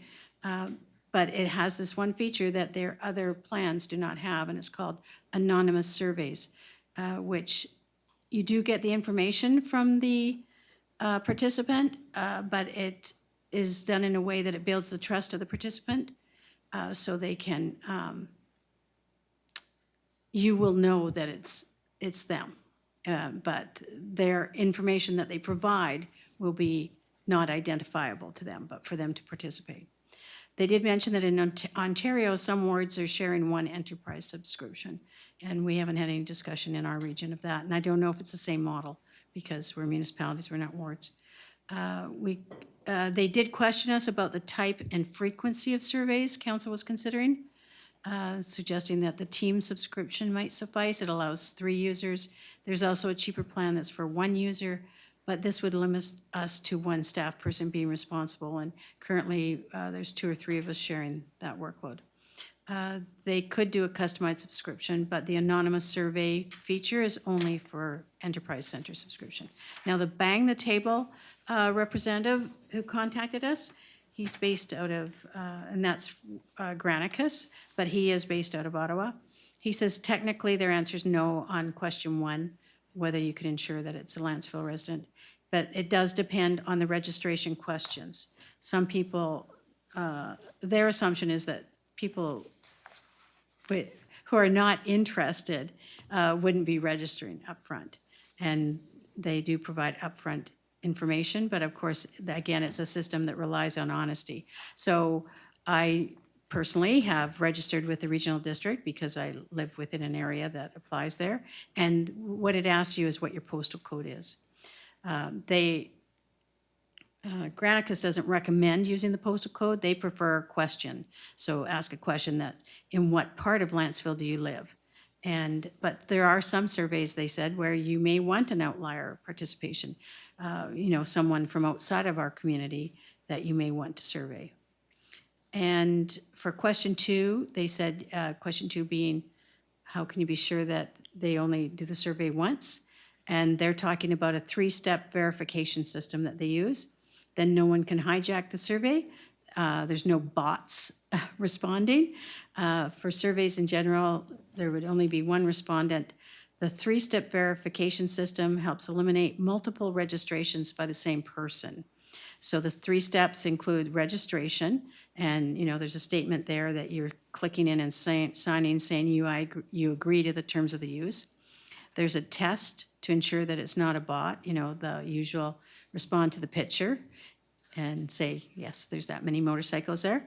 And then the email, you get a follow-up email that you have to click through and say, yes, that you're registered. There are ways to gear the survey to specific residents. For example, give out a code. They also have that option included in a notice or utility bill, or however you're sending it out to that household. But again, it's to a household. And they can also track IP addresses. And if we have a moderator of the system, they have the ability to block people. Their questions to us from both of them was, how often do you want to survey? What types of surveys do you want to do? So we can't get definitive information from them on packages or costs or things till we know a little bit more. Okay, thank you for that. Any questions? Councillor Savage, go ahead. Yes, this is really highly interesting, and thank you, Councillor Mundell, for bringing up this topic of how we can best get feedback and input from residents. So I think at this point, what I'm seeing is this is going to be an ongoing process, developing systems, trying out different things, and so on, as opposed to solving it all right now. And I think this is something that we can flesh out more during our priorities to go through all these. So for me, I think that's probably about it for tonight in terms of deciding things, but certainly we'll leave it up to others. Thank you. Okay, Councillor Mandel. Yes, I agree. I think we discussed that a few weeks ago, that we would look at our strategic priorities and build this into and then what form and function comes out of it can maybe be determined a little more robustly at that time. I'm not suggesting surveying is the only way that we look at improving our engagement for the district, but I do think it is one option, so I'm open to suggestions if there are other ideas of how we can further get input from the community, because I really felt that was lacking last term.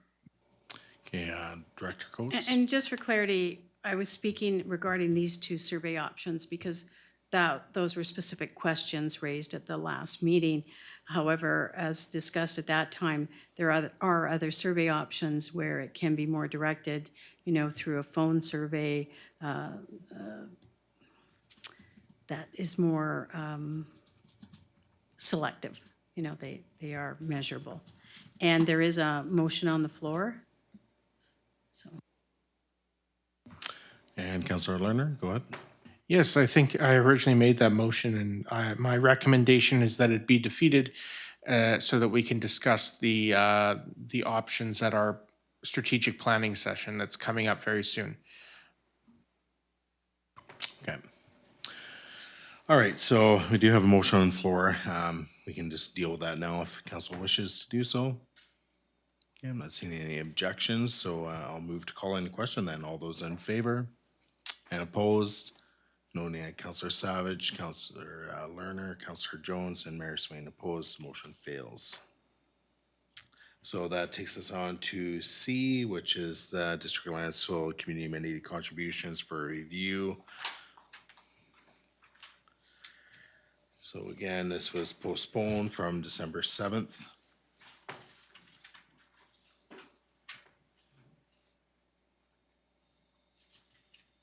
So these are the voluntary community amenity contributions. Yeah, Councillor Lerner, go ahead. Can I make the motion? There we go. If Whereas you the- wish to make the motion, go ahead. Yeah. Yes, please. Thank So you. just go down to, that, yeah. therefore yeah, be it resolved then? Exactly. Therefore be it resolved that staff provide a report to council in February 2023 on voluntary community amenity contribution options after reviewing the district's community amenity contributions document, conducting a jurisdictional scan of community amenity practices in neighboring local governments, and reviewing best practices with the district solicitor, and further that staff obtain a draft bylaw from the district solicitor regarding this matter for council's consideration in February. Now, I know that we had written February and now we've postponed it, so I'm just gonna leave that there. Thank you. Okay. And is there a seconder? Seconded by Councillor Mandel. For discussion, Councillor Lerner, if you wish, and then Councillor Mandel. Yeah, this is just to give us options here as far, I believe that our community amenity contribution document falls a little bit short as far as what I see in other jurisdictions as far as the community amenity contributions from development. And I believe that having the district solicitor draft a bylaw was the recommendation of staff. And so this gives us an option to look over that bylaw and see where that stands. I'd also like to note that there were some public input regarding this matter, in particular the parkland dedication and the difference between a community asset contribution and parkland dedication. So when this bylaw comes back, I would like to see it in such a way that parkland is not considered a substitution for the asset contribution, but rather is an addition to. Thank you. Okay, Councillor Mandel, if you wish. Nothing further to add. I just completely agree with what Councillor Leonard just said. Okay, any additional speakers? Councillor Savage. Yeah, forgive me, Councillor Lerner, could you repeat your motion, please? Okay, very well. Therefore, be it resolved that staff provide a report to council in February 2023 on voluntary community amenity contribution options after reviewing the district's community amenity contribution document, conducting a jurisdictional scan of community amenity practices in neighboring local governments, and reviewing best practices with the district solicitor, and further that staff obtain a draft bylaw from the district solicitor regarding this matter for council's consideration in February. Thanks for rereading that. It's in that's the exact motion from the agenda. Okay, thank you.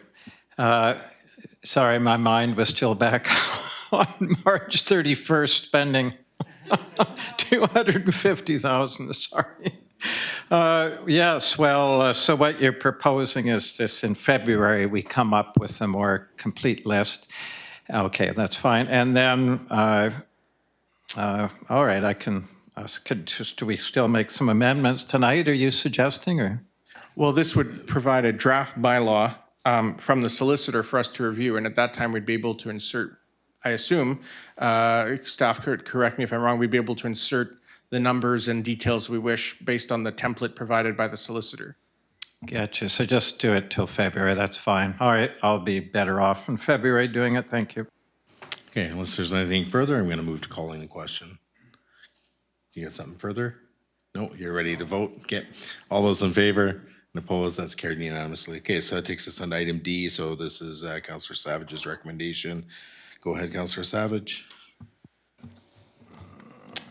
Point of That- order, Sorry? or sort of point of privilege. Oh, Is this one for, this is 9 so this should be under, make sure I got the right numbering here. or 9D, or 10D? 10, yeah, 10D. I'm gonna call, You gonna tap out? another conflict Oh, here. another one? as Okay. Clark Med is right next to my property, so. Yeah, I'll go get some. There you go. I'm sorry, the general reason was because it's next to your property? Yes. Okay, Councillor Savage, go ahead. That for council's consideration at the January 25th, 2023 council meeting, staff prepare construction traffic route legislation for the area in and around the foothills and Clark Med developments, which establishes the construction traffic route as being the Island Highway and Ware Road. Okay, is there a seconder to this motion? So second by Councillor Jones for discussion. Go ahead, Councillor Savage. Yes, thank you. I just wanted to formalize this in a motion. It was quite a long time ago. We brought this up in the in the Safety Committee. And it's just the people on Ald's Road have been waiting and waiting.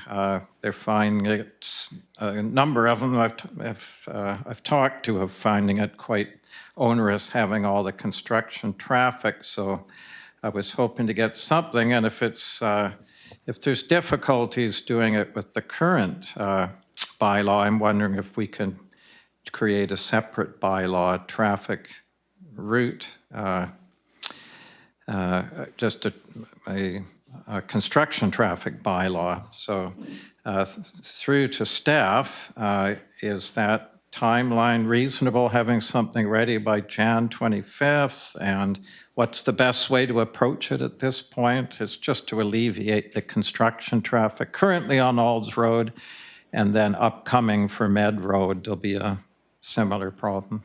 Yeah, I think we have the same problem as you did with the previous motion, that means there needs to be something prepared in the first 3 days of next week, and thus, or 2 days of next week. Well, So- what I was saying was this originally was, we had direction over a year ago, so I believe it's been worked on for some time now, so maybe staff could give an update on that.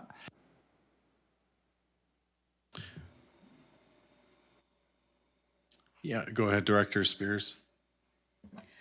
So there was a draft of the route and a drawing prepared.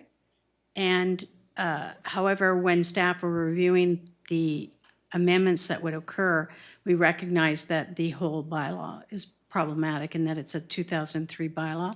So we were going through and writing out some edits on that. And it still needs to go for legal review. Okay, So I'm it sorry, sounds like maybe the what's that first last? week of February would maybe be better, the first meeting in February, like, would that be more realistic? or- It's hard for us because if we commit and then the lawyers can't deliver, which we've had that, I mean, they're complex issues, the two that they've been working on. And so it has taken longer. I can't say when. I would like to say February. Okay, well, let's leave it at that then. It sounds like it's coming sometime February, so I'll be voting against this then. It was just basically getting some time on this so it gets done, that's all. So thank you. Point of order. What's your point of order? I think we need to extend the Oh, we meeting do. time. Yes, pretty soon. We're missing one member of council, but we still have quorum here, so we can do it by unanimous consent of council to continue past 9. So is there any objections to continue past 9, sorry, 9:30, continuing past 9:30? Our new counselors are so astute, Mayor Swain. Boy, if we can Yes. relax, do nothing all night. Yes. All right, so, I'm not hearing any objections, so we are extended beyond 9:30. So thank you for that, Councillor Lerner. With the motion on the floor, so through to Councillor Savage, do you not want to put in a date, sometime February, just to give a target, or do you want to strike the January 25th and just, again, do this as soon as Yes, okay, no, possible? that's a good point. I'll amend this, please, by striking January 25th and putting in, I'm sorry, what's this? Actually, you know what, I can probably just do this super fast. So I'll just amend the motion on the floor by basically after consideration, starting with comma, striking a comma at the January 25th, 2023 council meeting, comma, striking that. And I think that does the trick. And if we have a second by Councillor Lerner, does that work? Yeah. So I'm sure staff will get it back to us as soon as possible. I did have one question on that through to Director Spears. Is there a way that we can at least give a map or a temporary map to the different construction companies, asking them, or I don't, maybe it's already happened, just encouraging them to follow a certain route? Through your worship, yeah, we can actually contact a lot of the contractors and request that they use a specific route because the original bylaw does identify Ware Road as a truck route, so we can utilize that for now. I'm just thinking in the interim, just as a practical solution that, again, that subdivision, and at least the foothills, is gonna be going on for quite some time, and it's the same contractors. Let's all be good, neighbors, good, business partners, if you wanna call it that, and just, be respectful on which roads we travel and not zip up the side roads and so on, recognizing that, this is where people live and, maybe have pets and small children and want to keep things safe. So seems to be a pretty simple solution before we get an official bylaw in place. Yeah, okay. So Councillor Jones, go ahead. I've had so many complaints from residents about the traffic racing up Phillip Road.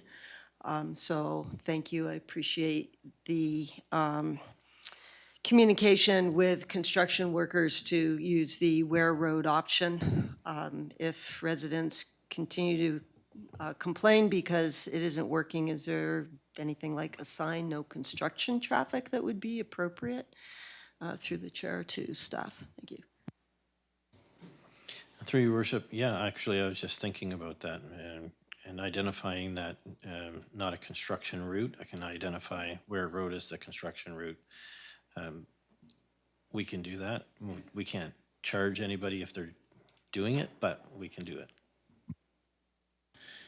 Yeah, I think it's just all about trying to encourage the right behavior. So, but after all, people are free to do what they wish and until we have something more official. So unless there's anything further, I will call the question.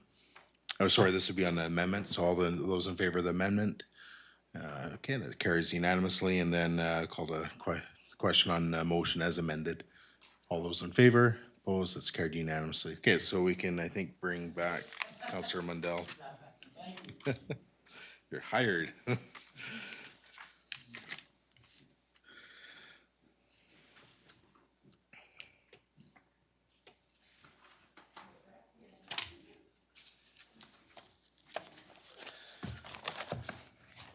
Oh my God.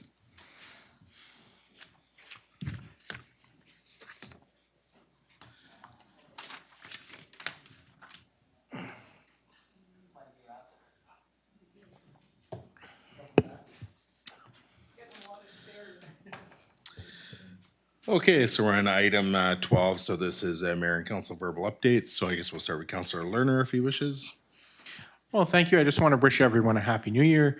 It's a great time to be in Lantzville. There's exciting things happening. I'm really looking forward to everything that 2023 has to offer. And I just want to acknowledge that we've had a great turnout in the gallery tonight. And thank you to everyone who takes the time to provide feedback and be part of the public process and the democratic process. Thank you. Councilor Jones. Thank you, Councilor Lerner. That was so nice and friendly. Yeah, my verbal update's a slightly different tone. I'd like residents to know that this council is doing their best to address the drainage concerns that have been raised by many residents and the what appears to be more untreated stormwater going to the beach. There are a number of reasons that this council is very serious about addressing those concerns. Certainly, for me personally, I don't feel that the profits of individuals or developers should justify increasing the flow, especially as it goes against our OCP and bylaws. But on a larger level, the federal government is getting much more proactive addressing issues surrounding climate change, and one of these is environmental responsibility, and water management is a key, very key component to mitigating climate change. And that responsibility addresses municipalities like ours looking at ways to slow water down, to retain water, to maximize permeable surfaces, and to reduce reliance on the traditional gray infrastructure. That's the hard things like pipes and concrete. So we are committed to looking into this and hopefully becoming a leader in the future rather than a follower, as at present we are definitely lagging behind many BC communities. Thank you. That's all. Councilor Savage. Thank you. For strong winds that blow lonely, 7 seas that run high. This is an American All Idol. those things that don't change, come what may. Just like to give a tip of the hat to Ian Tyson, who passed away over Christmas. He was born in Victoria, and that song was actually about a woman in Vernon. So great BC songwriter, and thought I would acknowledge him. And yes, I'd like to wish everyone a happy new year. I'm most looking forward to this year and expecting good things, good change in the community. Thank you. Councilor Mundell. I thought Councillor Savage was making a reference to the weather outcomes that we've been having lately, which have brought us some strong winds and some deluge of rain. So stay safe out there, folks. Also wishing a happy new year to all residents and really looking forward to digging into these strategic initiatives so we can get a direction for the next next year. Thanks. And everybody's stole my thunder and Happy New Year. But anyways, Happy New Year, everybody, and welcome back. Yeah, again, there's lots to look forward in 2023. I think we're going to have a very productive year, and there's be lots of exciting things that will be happening. And we just got to get up and running, get our strategic plan finalized, hopefully at some point by the end of February, I hope, or maybe early March. It's going to take a bit of time to get everything finalized with respect to that. And then I think some people did break in the new year by getting cold and wet down at Harper. So that was wonderful to see everybody out at that and partaking. And even Councilor Lerner, I think, got up to his chest. So bravo. For 5 seconds, yes. For 5 seconds. So anyways, again, it's nice to see the village all lit up over Christmas time and everybody partaking. I think we still have the 3 little Christmas hats on the crows at Colette and Lantzville Road. So again, really looking forward to 2023. All right, so moving on, we're on to 12B of the agenda. So we have something from the regional district. So there's a motion before us, so it's just whether or not we're going to just be partaking or not partaking. So is someone prepared to make that motion? So go ahead, Councillor Savage. That the regional district of Nanaimo be advised that the District of Lantzville is interested in participating in the development of a regional strategy for net zero buildings and localized energy generation. And is there a seconder to that? Second by Councillor Jones. Discussion on the motion. Go ahead, Councillor Yeah, I Savage. certainly support this sort of thing, but the caveat is not if it involves anything to do with that proposed 32 staff member increase in at the regional district. This directly affects Lantzville and our taxes. So do you happen to know, Mayor Swain, being our RDN representative, is this related to that big proposed tax increase? Well, it's not directly related to all 32 positions, and we'll have more information about the RDN tax acquisition first week of February. So that's when that information will be coming out, and then when it does come out, I'll be in a better position to come back to this council and at least tell this council what's happening with respect to the RDN part of our tax bill. So, and some of those obviously services we have here in Lantzville are contracted through the RDN. So, so it is kind of like a municipal tax, but again, it is not Lantzville's municipal taxation. It's separate, but yes, there are 32 new positions that they're proposing, so we'll see how that goes down. And again, the board will be reviewing the budgets early February. Yeah, so I'll certainly support this, the general idea of it, the concept of it. And certainly I've expressed mine. Other councillors are certainly welcome to express their opinion on the big proposed tax increase if it relates to this. Thank you. Okay, and then we had Councillor Jones as a seconder, if you wish. Any opportunity for further education tends to be a good one. Unless there's anything further, I'm going to move to call in the question. Okay, all those in favor, opposed, that's carried unanimously. All right, and item 12C, just for the gallery's benefit, that one was removed when we initially adopted the agenda earlier this evening. And now we're on to item D, so Clark Drive West Road. So Councillor Savage. Point of order. Yeah, go ahead, state your point of order. I'm going to go do the stairs again because I also will be declaring conflict on this one based on proximity to my property. Okay, thank you. And then once she's left the room, Councillor Savage, go ahead. Yep, that staff ensures the new Clark Drive West Road is only accessible by Ware Road until at least all Clark Med development construction is fully completed. And further that, staff explore the option of Clark Drive West being permanently accessible solely by Ware Road, with an emergency gate separating the new section of Clark Drive West and Clark Drive. Okay, and is there a seconder to this one? Seconded by Councillor Lerner. Discussion on the motion. Go ahead, Councillor Savage. Thank you. Yeah, this is just part of the motion we discussed a couple of motions ago about the construction traffic. And you can imagine with 250 units upcoming, at that location, that it can be tempting to either go Home Depot straight up quiet Clark Drive, using that as a through road to the new construction site of Clark Med, or to go the Island Highway up Ware Road and then backtrack a little bit to the left and reach your destination that way. And I think it's only fair to the residents that currently live in that area, including Blackjack residents that use Clark Drive all the time. And one of the reasons for this is Aspen Grove School is right on Clark Drive.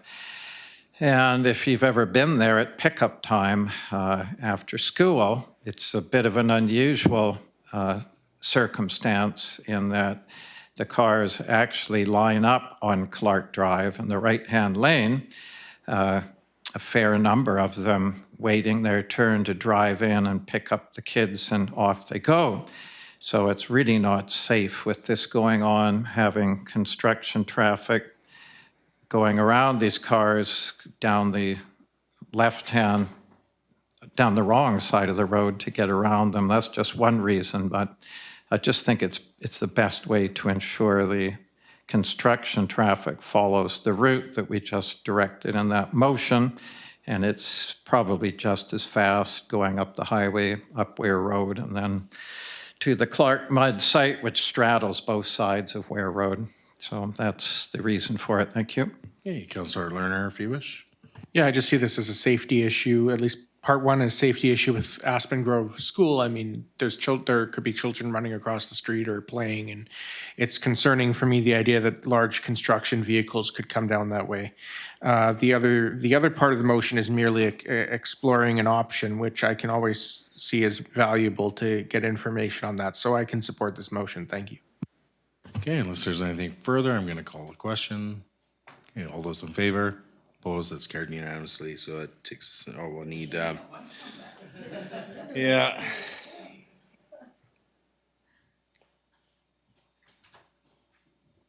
I don't think she'll be in conflict on the schedule. Would you like a song while you're waiting?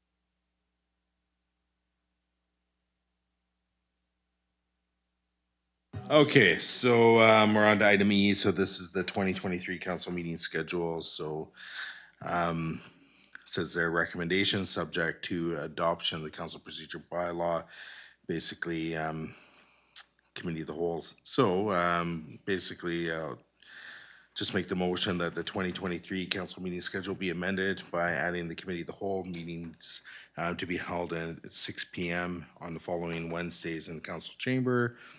And we have February 1st, March 1st, April 12th, May 10th, June 14th, July 5th, September 6th, and November 1st. So is there a second or, sorry, go ahead. Maybe just before you make it, I should have highlighted that on February 1st, you already have a 4 p.m. special council.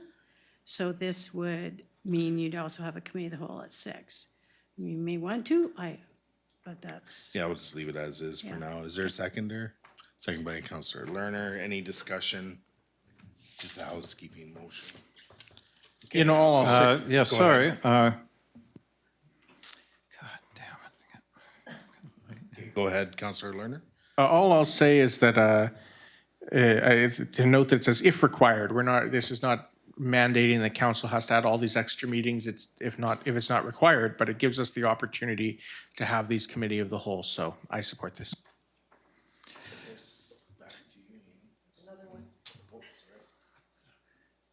And yes, please, the January 23rd, I spoke to Mayor Swain about this, and I was hoping to get that one delayed to another date. That's the budget meeting. I'll be away for that. The 23rd, so yeah, I'll be sending an email on that. That's asides from this, so. Okay, thank you. Yeah.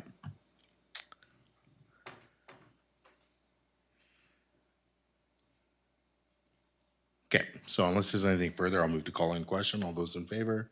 Opposed? That's carried unanimously. So that takes us into the introduction of late items, noting there's a couple late items being handed out, so we'll deal with the thicker one first. So I think that was Councillor Savage, you handed out that one. So again, in order to consider these late items, really they need to be of an emergent nature. So with that being said, I think everybody can just read the first one. Did staff get a copy? Oh, okay, so, Yes, if you could pass one on to staff, thank you.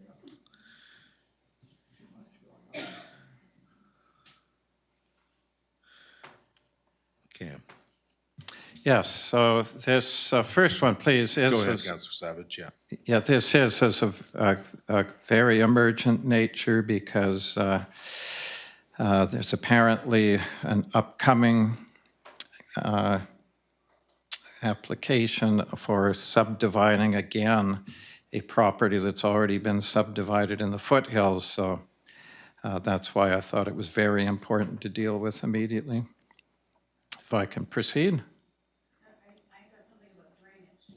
We were given something about drainage. No, sorry. There should have been here's- 2. I gave you 2.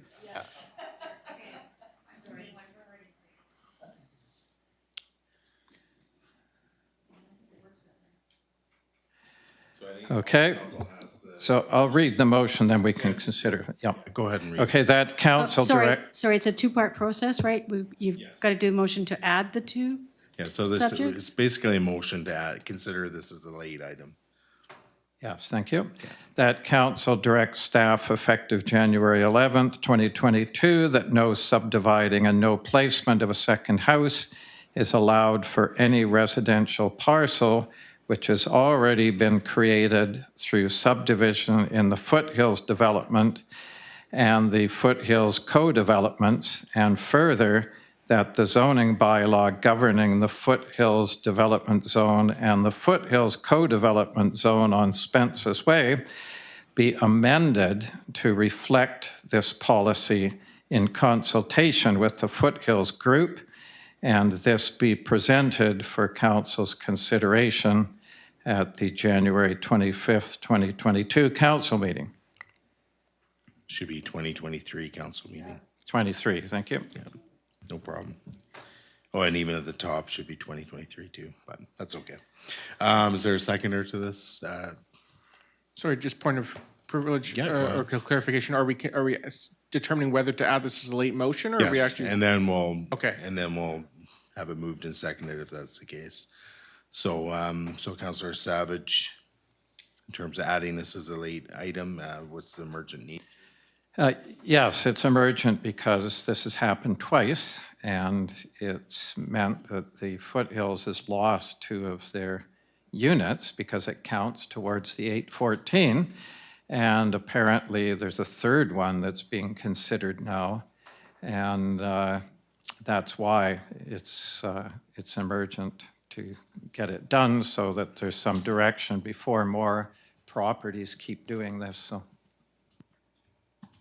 Okay, so through to Director Limshu, I'm just wondering whether or not this motion really is in order, because I'm not sure if we can even do this by this kind of motion or directive to vary what's currently in our zoning bylaw. That's exactly correct, Your Worship. Okay. So through to council, and if you're picking up on that, what I'm putting down, but in terms of the motion that's being asked to be considered as a late item would not be in order, because it's again, we can't vary an existing bylaw. I guess it'd be unlawful. Correct? That's correct. And in fact, I don't know that anybody is applying for a subdivision, but if they were, and it was refused based on this motion, they could simply go judicial review and have a court order us to process. So through to Counselor Savage, you may want to consider the second half, like, but again, it would have to be reworded to capture, I think, what you're trying to capture. Okay, well, I thought it was an interpretation of the zoning that this was being allowed. My opinion that is a complete interpretation of the zoning, since when we approve an overall comprehensive development plan zoning, are those subdivided lots allowed to subdivide again? I don't believe they should be. Okay, This Director is sheer Lynch, I'll let you interpretation. answer, and then I think we'll. Your worship, through the council, there is a zone, a foothill zone, and within that zone, actually, council just approved the updated version not too long ago. Within that zone, it talks about minimum parcel sizes, but I think where Councillor Savage is going, there's a cap on the number of units permitted, 814 units. Foothills is quite aware of that. We all know that they cannot exceed that number at the end of the day. If they wish to exceed 814, they'll have to come back to council and apply for an amendment to zoning to accommodate that. When we get applications for subdivision, we review each subdivision application for compliance with our bylaws and any other caveats or covenants that might be on title at the time. Well, then I'll I'll just have the motion then, so it's addressing the zoning, but this is very pressing because it's very urgent we get this done. It's not fair to the foothills that they keep losing properties, their ability to build out their full 814. And it's something I've never seen in Lantzville before, where you approve a subdivision and then individual property owners start subdividing yet again. So I think I understand what Councillor Savage is driving at. It's basically, you know, we've heard it tonight already about the foothills. You know, it's a master plan community. And then now within this master plan community, you have further subdivision occurring, which in my opinion would somewhat undermine the whole master plan community, because now you have further subdivision happening within an approved subdivision. It doesn't make sense. But I just don't know how, you know, again, with this motion that's, you know, you want to have considered as late item would really, it doesn't work. So it needs to be redone and probably brought back. But if making a zoning amendment is urgent, why would that not qualify for a late item? This is an urgent matter. So what we could do, Councillor Savage, is if you want to work on maybe the wording, it is getting late as well. It's 10 to 10. I'm about to pull the plug myself. You know, and we're considering a late item, and now it needs to be fairly restructured and reworded to make it work. And we have another late item as well to consider. You know, as with other motions, council members contact staff. We can assist you in achieving what you want to achieve in the motion before you put it on an agenda. It's challenging in the meeting. All right, Councillor Jones can go ahead. I'll quickly improve mine. Thank you. Okay, so so it was moved and seconded to consider as a late item. So what I would suggest to council is we vote on that now. And my recommendation would be to vote down the current wording, and that just kills out. And then if you want to take another stab at it, Councillor Savage, then you can do it after we deal with Councillor Jones' late item. So I'm going to call the question on whether or not we consider the previous motion as a late item. So all those in favor and opposed? No, Mayor Swain's opposed, Councillor Savage opposed. I think, are we unanimously opposed? I don't think any. Okay, so unanimously opposed. It fails as a consideration for a late item. Councillor Jones, you have your motion now for a late item. So if you want to read it, go ahead.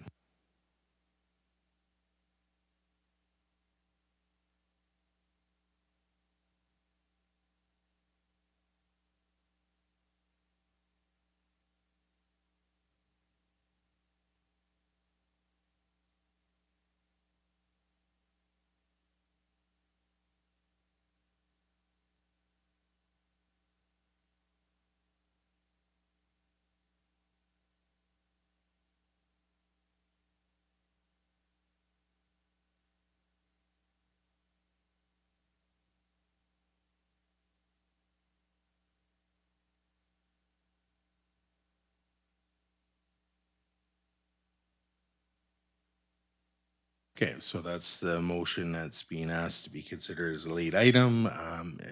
Do we have a seconder to that? Seconded by Councillor Lerner. Discussion, and again, just discussion on why it's an emergent item. If there is any, go ahead. Just given,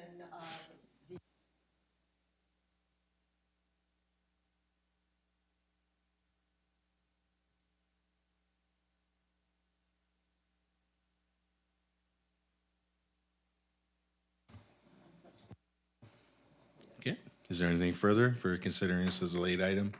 Okay, hearing none, I'll call the question. All those in favor? Okay, that's carried unanimously. So now we'll just, would you just like to move your motion? You don't need to reread it. You can just say, I would like to move my motion. I'd like to move my motion, please. Okay, and do we have a seconder to that? Second by Councillor Lerner. Discussion on that. Is there any further discussion?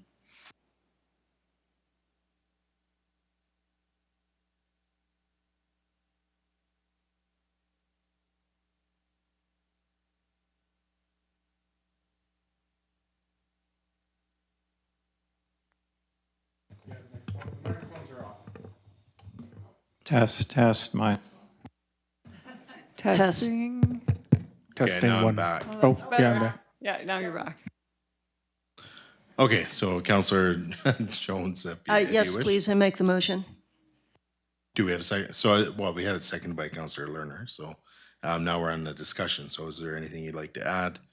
And sorry for clarity, it's as it was typewritten and handed out, A January 25th? different date, February 8th. Okay. Okay, I have nothing to add. Councillor We've Lerner? discussed this already. For the sake of time, we've discussed this at previous meetings, so I won't Okay. add anything. so unless there's anything further, I'm going to call the question on this late item. Okay, all those in favor and opposed, that's carried unanimously. So Councillor Savage, TikTok. All right. Do you have a late item? Yes, thank you. Okay. And this is the late item, please. It's just striking a couple of phrases and replacing others in the motion. Okay, it reads that council directs staff that council's policy is that no subdividing and no placement of a second house is allowed for any residential parcel which has already been created through subdivision in the Foothills development and the Foothills co-developments, and that the zoning bylaw governing the Foothills Development Zone and the Foothills Co-Development Zone on Spences Way be amended to reflect this policy in consultation with the Foothills Group, and this be presented for council's consideration at the January 25th, 2023 council meeting. So Councillor Savage, for starters, I think we went way too fast for the minute taker. Second, I think the first half of the motion is problematic again, because again, you're inserting a policy statement in there that there's no bylaw for. No, I'm just saying that this is council's policy. In other words, it's councilor's belief, and that this belief be incorporated into the zoning bylaw.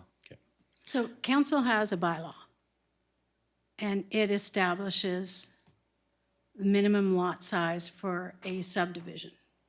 So if you want to change that, or change it in certain areas, I don't know, that's a Frank thing, if it can be changed for certain areas, you need to propose the second part, that staff bring forward an amendment to the zoning bylaw, and then rather than saying to reflect this policy, to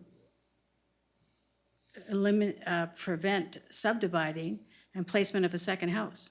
You know, like, it's, you have a law and it says people can subdivide. You can't then make a motion to say they can't.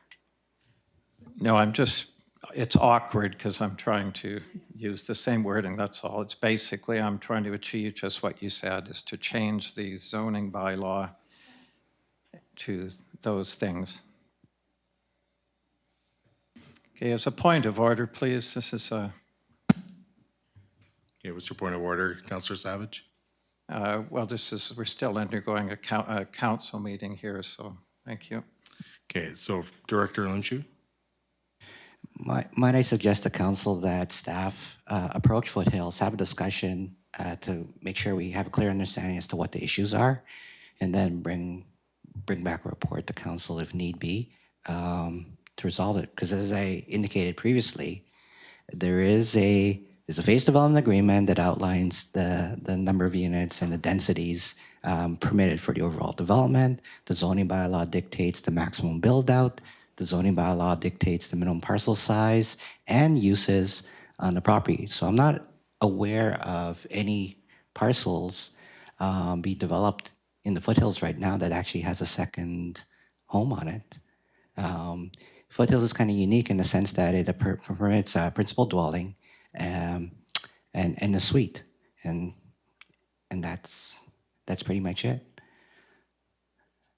So Councillor Savage, I think it's probably best to draft up a Well, motion and I then bring it think to my the. wording is just fine. It's set that a council's directives, and I'll use the word directive. I don't want to be talked out of this. The Foothills is not happy. They're losing their units, and the faster we move, the more we rectify this problem. And 2 weeks is too long. 2 weeks is too long for me because now we could have unknown applicants reducing the number by more. And it's just not fair, and it is urgent as far as I'm concerned, and I'm being fouled up here by, not the perfect language for it. The intention is quite clear the way I've worded it. I'm not saying I'll change the word to directive then. Councillor Savage, maybe the direction then could be that, council directs staff to follow up with the Foothills group to basically see if they want to make any, amendments, because essentially it's protecting their interest by maintaining this master plan community rather than having lots all of a sudden get panhandled and additional lots. I've already done my research, and I've already got the go-ahead, so Okay. I would like to make this motion. It's urgent, please. Okay, so Director Coates, if you can read back. I don't have it. Okay, And, so but you- I need to emphasize that as staff, it's our job. It's not out of trying to make your words be perfect. It's out of identifying to you what a process is. And so if you want to change something that's in a zoning bylaw, give us direction to bring forward an amendment to the bylaw to make that change, for council to consider amending the bylaw. But I can guarantee you, there's no way to do anything in 2 weeks. As you know, a zoning bylaw amendment needs to be prepared, needs to be introduced, second reading, public hearing. There's the whole process. Okay, well then that's even more important we get started on it then. So if I may please read my motion and. Yeah, go ahead and read your motion. Thank you. That council directs staff that council's directive is subdividing and no placement of a second house is allowed for any residential parcel which has already been created through subdivision in the Foothills development and the Foothills co-developments. Sorry, Councillor Savage, you're going way too fast. You have to allow Director And again, Coates it's to back keep. to you're just changing the words. You're using the same intent that you're trying to change something by making a motion. No, I'm not. I'm giving You're saying the, it's a directive. I'm giving the directive of So you what we're can't have a trying. closed mind on this bylaw. You have to have an open mind saying, that staff bring forward an amendment to the zoning bylaw governing the Foothills Development Zone and Foothills Co-Development Zone on Spence's Way Okay, then how about if I to change provide that? that no subdividing and no placement of a second house is allowed for any residential parcel, which has already been created. And to bring that forward by amendment is what I'm trying to say. Yeah, and that's what I said, and the zoning right. bylaw, So that I a think an amendment to the zoning bylaw. I think what Director Coates is reading back to you, Councillor Savage, achieves what you, I think, would likely want to achieve. yeah, well, that's fine. So So how would you like me to word it then? So maybe we'll just get Director Coates to read it back, because I think that how she's phrased it works. Okay. Because it's really about amending, we have to amend the zoning bylaw. Yep, that's That's what fine. it essentially comes down to. And even with the placing of a second house, it's kind of, I wouldn't recommend that in there. It's just really, no further subdivision of what's already being subdivided. I think that's what you're trying to achieve, is it not? I just want to make sure it can't be gotten around through strata title, et cetera. I wrote down what was read, if that helps. But I think the problem here is it has to be done through a bylaw amendment. It's that simple, right? And the more wordy it gets, then it starts to detract from that, okay? So, once you're ready, I'll try it Director again. Coates, yeah. Okay. That staff bring forward a draft amendment to the zoning bylaw for council consideration governing the Foothills Development Zone and the Foothills Co-Development Zone on Spence's Way to limit subdivision and placement of a second, we were dropping the second house? To, should I include that or not? To limit subdivision for any residential parcel which has already been created through subdivision in the Foothills Development and Foothills Co-Development zones. Okay, so that's what we're considering as a late item. Just point of clarification, Councillor Savage, did you want and second house included? Because I think Judy. Well, I just can took do that out. behind the scenes after. I just Okay. want to make sure that there's no ways around it, that's all. I can't. Okay. All right, so do we have a seconder for considering this as a late item? So second by Counselor Jones. Any further discussion? I think by creating the motion, we've had the discussion, but. All right, so I will call the question. All those in favor and opposed, that's carried unanimously. All right, so now we're on to so you're gonna move that motion then, Counselor Savage? Yes, I move that motion, thank Okay, you. and do we have a seconder to that motion now? Second by Counselor Mandel. Any further discussion? Okay, hearing none, I'll move to call in the question. All those in favor and opposed, that's carried unanimously. All right, thank you for your patience on that one. I know it wasn't easy. And for those who have, are there any notices of motion? And any public clarification? So again, a person is recognized by the chair to speak must first state their name and address for the record and the agenda item for which they're seeking clarification. You may speak for up to 2 minutes to ask clarification questions. For example, how did the vote go? Any technicalities, request interpretation or abbreviations or jargon. It's not a time for just general comments. That's the short and skinny of that. So does anybody have any questions, clarification questions? We may have one taker, okay? Just press the button, make it go red, and then just name and address for the record. Hans Larson, 7010 Owen Road. I was just wondering, under agenda item 12E, the council meeting schedule for 2023, there seems to be a large gap between September the 6th and November the 1st. Thought maybe there would be an October, There are everybody already the whole meeting? meetings every Wednesday in October. including Halloween. Okay, thanks. I believe those would be special meetings, and typically those are budgetary meetings, if I'm not mistaken, yeah. So that would be the reason why there's more meetings already scheduled. There's special finance meetings. Okay, and the reason why you're not wanting to take on more work in October, I gather. Okay, thanks. All right, anything further? Any remotely registered?